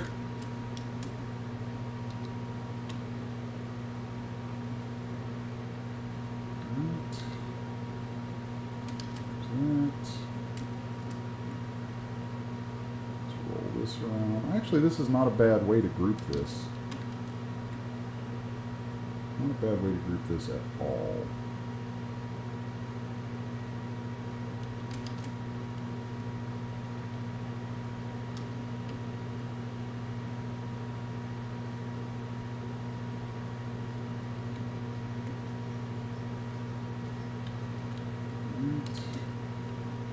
Let's take all of this.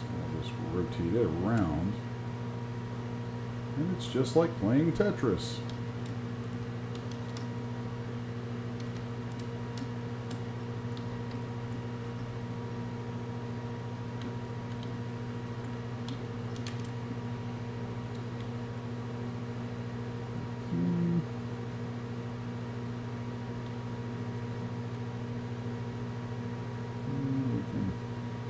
Pull this up a bit.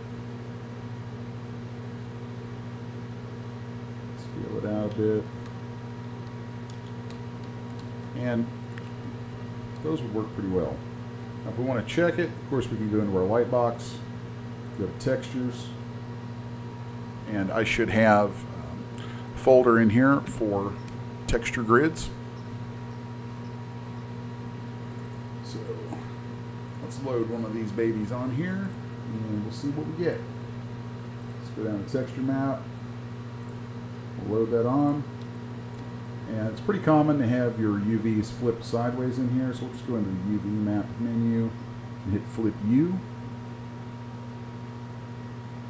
Alright, those are pretty solid, very little distortion anywhere, so I would keep that.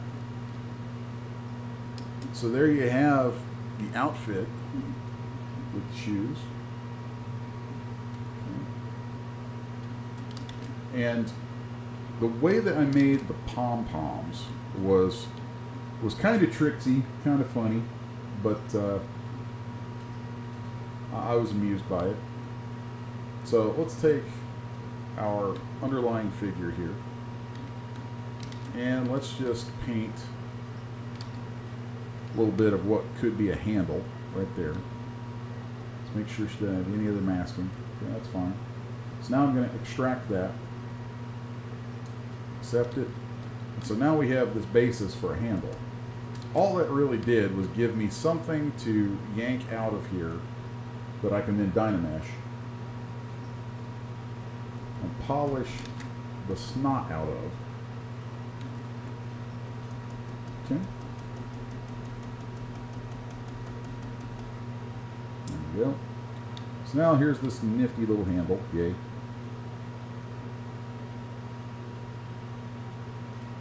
And then I'm going to move that down to right about here.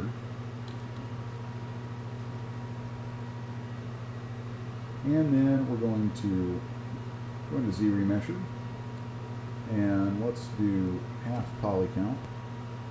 See what we get. Not really that good. Let's do the same poly count. Do it a couple times. First time looked probably the best. No. Let's go half again. Let's go halvesies.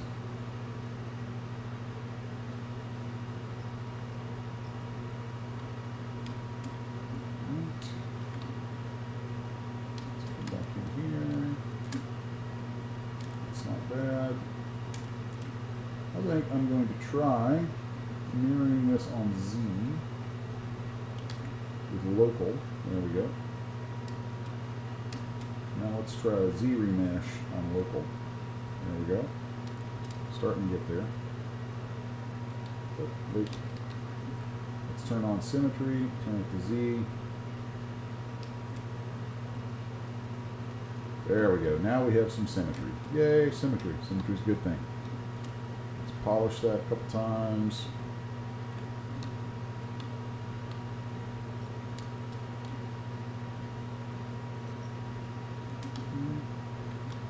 So there we've got this little nub, and that nub is where all of the little palm thingies, whatever you call those, are going to pop out of.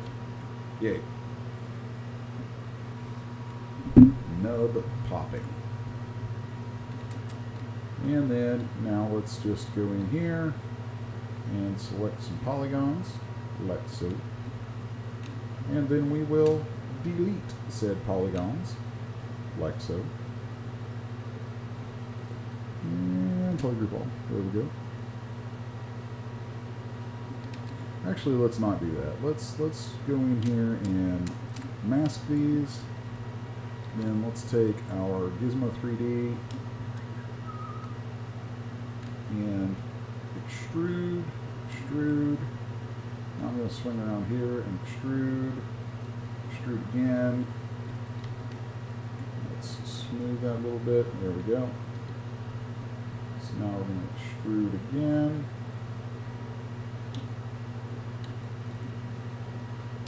Right. Now we're going to delete those. And then I'm going to go bridge two holes, align clipped edges here and here, and then we'll create kind of a handle thing like this. Let's mirror and weld so we know we have some symmetry going on there. Okay. And then I'm going to mask that, polish it down a bit. And now let's just use some move brushes to sort of sculpt that stuff down into place. So there you have this little handle. And then the bit right now that's already masked, I would come in here to my fiber mesh menu, turn on preview, and then let's turn our segments up to about 10 or 12, somewhere in that range, and let's set the profile to 4 so we have quads going all the way around. We skip that note. And let's crank up the length. Turn the max fibers down just a bit. Let's turn off gravity. Turn up the coverage. And we could also play with that length profile to make it even longer. Okay. And then let's turn that off for a moment and get rid of the masking on the inside of that. Whoop. There we have that removed from where the hand will actually go.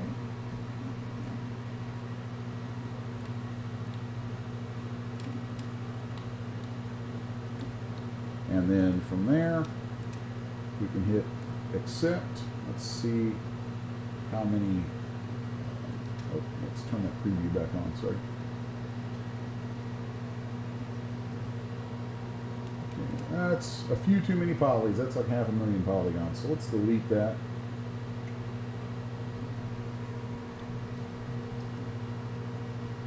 Turn our preview back on.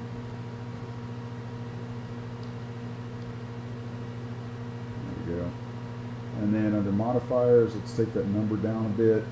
Maybe take those segments down a bit too, because the segments really push the poly count. Alright. So 129,000 is actually not that bad for that. And so there you have the basis of our pom-poms.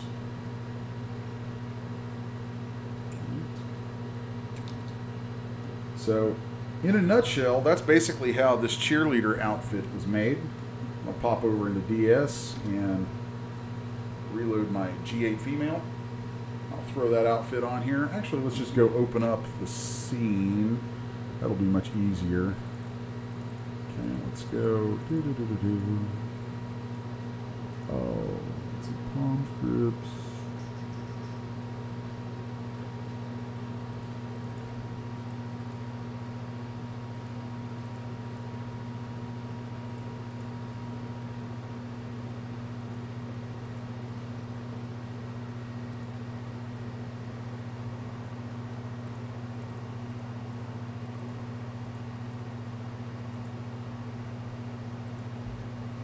I thought I had a thing saved in there for that. That's odd.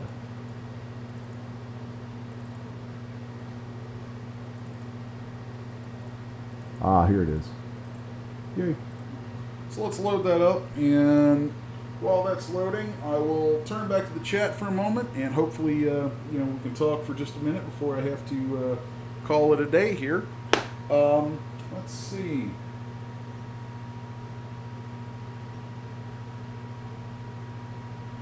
Oh, let's see. There's a couple of questions in the chat that just for the sake, or some things I'm not going to get into on here because it's you know, CGBytes stuff.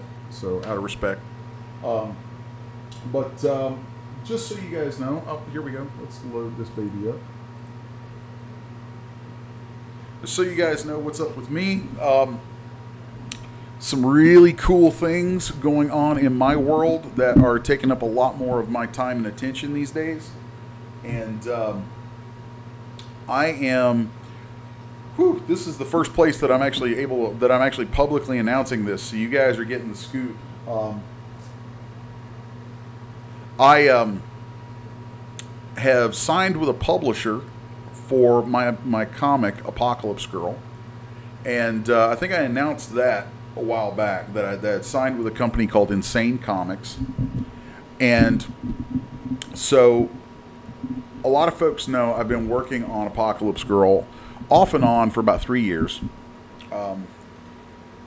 Really feel like I should be much further along with it than I am, but you know, it's something that I've worked on for myself in between all my other professional stuff. Well, now Apocalypse Girl is starting to take center stage in my professional life, because I've signed with a publisher on it, Insane Comics, and the first issue of Apocalypse Girl officially comes out November 20th. So You know, I hope no one minds me plugging. You know, this is not something that's competing with anything from CGBytes, so I hope I can plug this. You know, check out Insane Comics. I think it's insanecomics.com probably. Or if you just poke around any of my Facebook stuff, you'll see posts about Insane Comics. And, you know, you can get Apocalypse Girl through there. If you guys reach out to me, I'll hook you up with, you know, with links and all that kind of stuff. So, yeah, the first issue of Apocalypse Girl comes out November 20th. Then the second one will come out November, December, January, and so on, every other month. So it's you know, every other month, another issue of Apocalypse Girl, all next year. It's a 6-issue series. I am really, really excited. There's some really cool things going on with that. There, so far, I think I'm booked for 5, maybe 6 conventions starting in January. And that's going to turn into more of a convention tour for next year for comic book shows. 3D Loki asked, print, digital, or both? It is both. It is both. I know that for, let's see, right now we're going to be at the Cedar Rapids Comic Con in Cedar Rapids, Iowa. We're going to be at Madison, Wizard World Madison in Madison, Wisconsin. I'll be at C2E2, which is basically Chicago Comic Con next year. And for Cedar Rapids and for the Cedar Rapids show and the Madison show, I believe we're doing a special Apocalypse Girl cover for the show, for the convention programs. So she'll be featured there. And then at C2E2, whichever issue, I don't know the schedule right off the top of my head, but whichever issue of Apocalypse Girl is coming out around the time of that show, we're doing a variant cover edition of that issue that is a C2E2 exclusive cover. So that's kind of cool.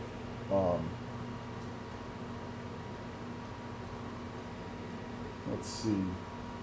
Mike asks if I'm rendering the frames or drawing them. Actually, Mike, it is, I would say 98% hand-drawn. Actually, technically, it's 100% hand-drawn.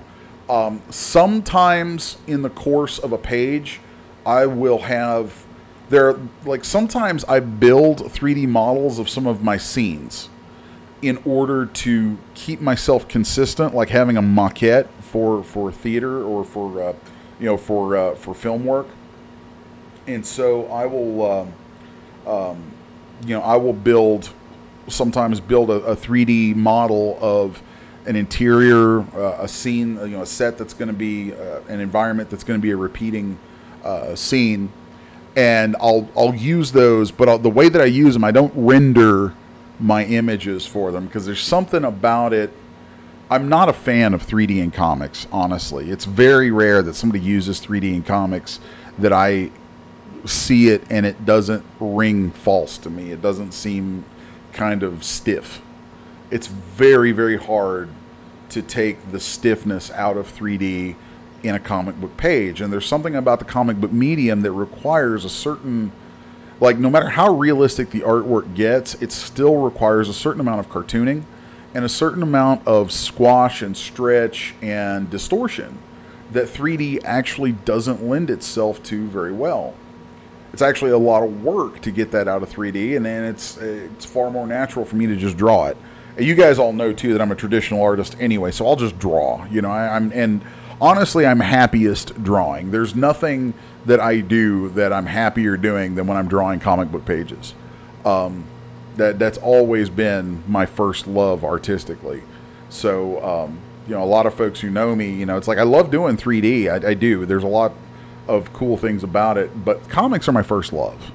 And frankly, if comics replaced 3D for me as my breadwinner, then I'd be okay with that. I'd miss all you guys, but I'd be okay with that because comics are that's my passion. I love writing stories. I love storytelling. I love visual storytelling, and all the stuff that goes with that. So, to be at a point where I'm going back into comics is a powerful, awesome thing for me. I started my career when I was 19 years old. I started a career as a comic book artist, and until I was 24, 25, that's what I did for most of my living was comic books. Up until that point, when I went into more of a commercial art direction with 3D animation and all that kind of thing, and so it's been a journey ever since then that has had me all this time. I've been in and around the comic book industry, and I've worked on comic books, and I've done things behind the scenes for comic book companies. I've never really left the comic book business, but this is the first time, and I actually drew a book last year for my friend Scott Story. Scott used to do stuff for Image and a few other companies, and he has a comic of his own called Johnny Saturn that I drew a story for him last year. It came out, I think it finally came out in like January of this year. But if you guys go, I would encourage you, and Scott would probably appreciate it too, if you guys look up Johnny Saturn. The latest Johnny Saturn story I drew for him, penciled and inked. So, I've drawn comics off and on through the years. I've done a lot of stuff with comics through the years. But Apocalypse Girl is the first book I've ever done that is 100% mine. Meaning, like I've been the writer on comics that I've drawn before. I've done a lot of that sort of thing. But it's always been somebody else's stuff, somebody else's characters, and I was always a hired gun. So Apocalypse Girl is my first 100% creator-owned book. And that's part of why it's taken so long to get it out the door, is that it wasn't my breadwinner. And as such, I could afford to let it percolate for a long time. I could let it mature. I could work on the artwork and polish it and polish it and polish it. And the story, and then the story has probably been rewritten a dozen times. It still gets rewritten on the fly sometimes as I'm doing pages. So, yeah, I mean, it's a really neat place to be right now. I'm at a very cool place in my career. I've been an artist now, a professional artist for 24 years. Since I was 19, and I'm 43. So, and I remind myself all the time, I'm 43, and my first creator-owned book is coming out this year. Just remember, Stan Lee and Jack Kirby were both 44, 45 years old when they created, the Fantastic Four, the Avengers, and the X-Men. So I'm not really behind the curve. I feel like I'm in good company, and there are a lot of things going on behind the scenes with Insane Comics as a company that are stupid levels of exciting. Like, I can't even, you guys wouldn't believe some of the things on deck. And I wish I could talk about them. I really do, but I'm sworn to secrecy. Else large roaming corporate powers might descend on me like the wrath of some insane god. But yeah, there are things happening behind the scenes with Insane Comics that are amazing for them as a company, which means amazing for all of us as creators publishing with them, and hopefully beyond just that, some of that will start to be coming my way at some point, and I'm pretty confident that it will. So we shall see where that all lands. But it's an exciting time to be doing what I'm doing and going where we're going, and that is that's a big part of why I'm stepping away from what we're doing here. And I feel like too, with the artist development thing, a lot of you guys probably don't know this. This program is something that I actually pitched CGBytes on. There was nothing like this on deck, and nobody in this market was doing anything like this. And this entire effort is the kind of thing that I've thought needed to happen for a long time. And when I pitched the ownership of CGBytes on it, you know, they were really excited by the idea, and it was something that was just like, yeah, everybody thought, you know, like, yeah, the time is right for this. So, you know, you know, I've been really honored to be able to see you guys here each week. This cool little core group of people who have just been here, you know, day in, you know, week in, week out, and all that stuff. It's been really, really awesome to watch you guys develop. There's a lot of you guys, there's a lot of folks who I have gotten to see develop as artists through the stuff that I've been able to teach and relay to you guys. And that has been one of the coolest things in my career with this stuff yet. Just being able to see folks. I've watched people now in the last year and a half, I guess we've been doing this. I've watched some folks go from that hobbyist stage to actually getting out products and making, you know, adding revenue to what they make for a living. And some people even, you know, there are some folks I know who have gotten to teach this stuff too, who now do this full time. So, you know, knowing that I've been able to have that sort of impact has been a really cool thing. That's a humbling thing, and I appreciate you guys for all kind of coming along for the ride with that. And yeah, I mean, it's really cool. So, you know, it's a little bittersweet stepping away, but it's time. You know, it's time to step away, and you know, this thing has kind of gotten. I feel like I've kind of driven the ship to the point where, okay, cool, it's got legs under it now, and so now it's time for somebody else to come in. And so Jason and Terry and the folks at CGBytes are, you know, they're going to look at a lot of data and a lot of things about you know, what you guys want and what everybody needs. I'm sure I'll still be talking to them from time to time, and maybe, you know, offering an idea or two here and there. And I might even drop in and do one of these on occasion, like Jason said earlier. I know a few names that are on deck who are possibly going to be joining you guys and picking these up from time to time. So there's some cool stuff there. So, you know, keep an eye out for that. And, you know, I just, it's been cool. It's been really awesome. And I thank you guys all for hanging out with us and being, you know, being something great. You know, this has been a cool thing. And I think it's been a good thing for CGBytes. Just a good thing for everybody. So, yeah, you know, wow. It's weird to be bringing something like this to a close, but or at least my part of it. You know, it's going to go on, and that'll be neat to see how that goes, how that carries on. But yeah, this is you know, in a certain sad sort of way, this is a kind of goodbye for now from me. And you guys, you kids, behave yourselves. You know, yeah. If you guys have any questions or anything you want to ask before I sign off of here, you know, I'm on for a few more minutes, I guess. I got a little bit more time I can kill. I mean, technically I'm past the time, but thanks, man. Thanks, Mike Keown.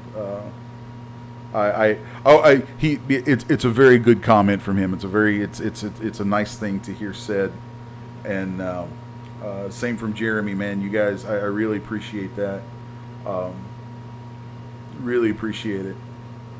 So it's good stuff. Very good stuff. I'm not gonna be egotistical enough to read the good comments off to people, and I'm not gonna slam myself if there's any bad ones. But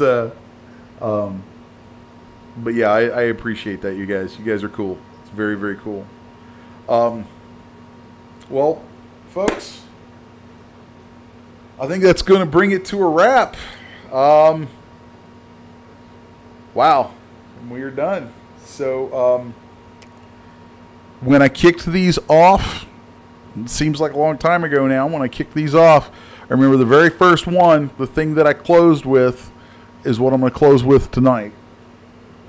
And that is just telling you guys, you know, keep working, keep studying, keep learning, and above all else, make cool stuff.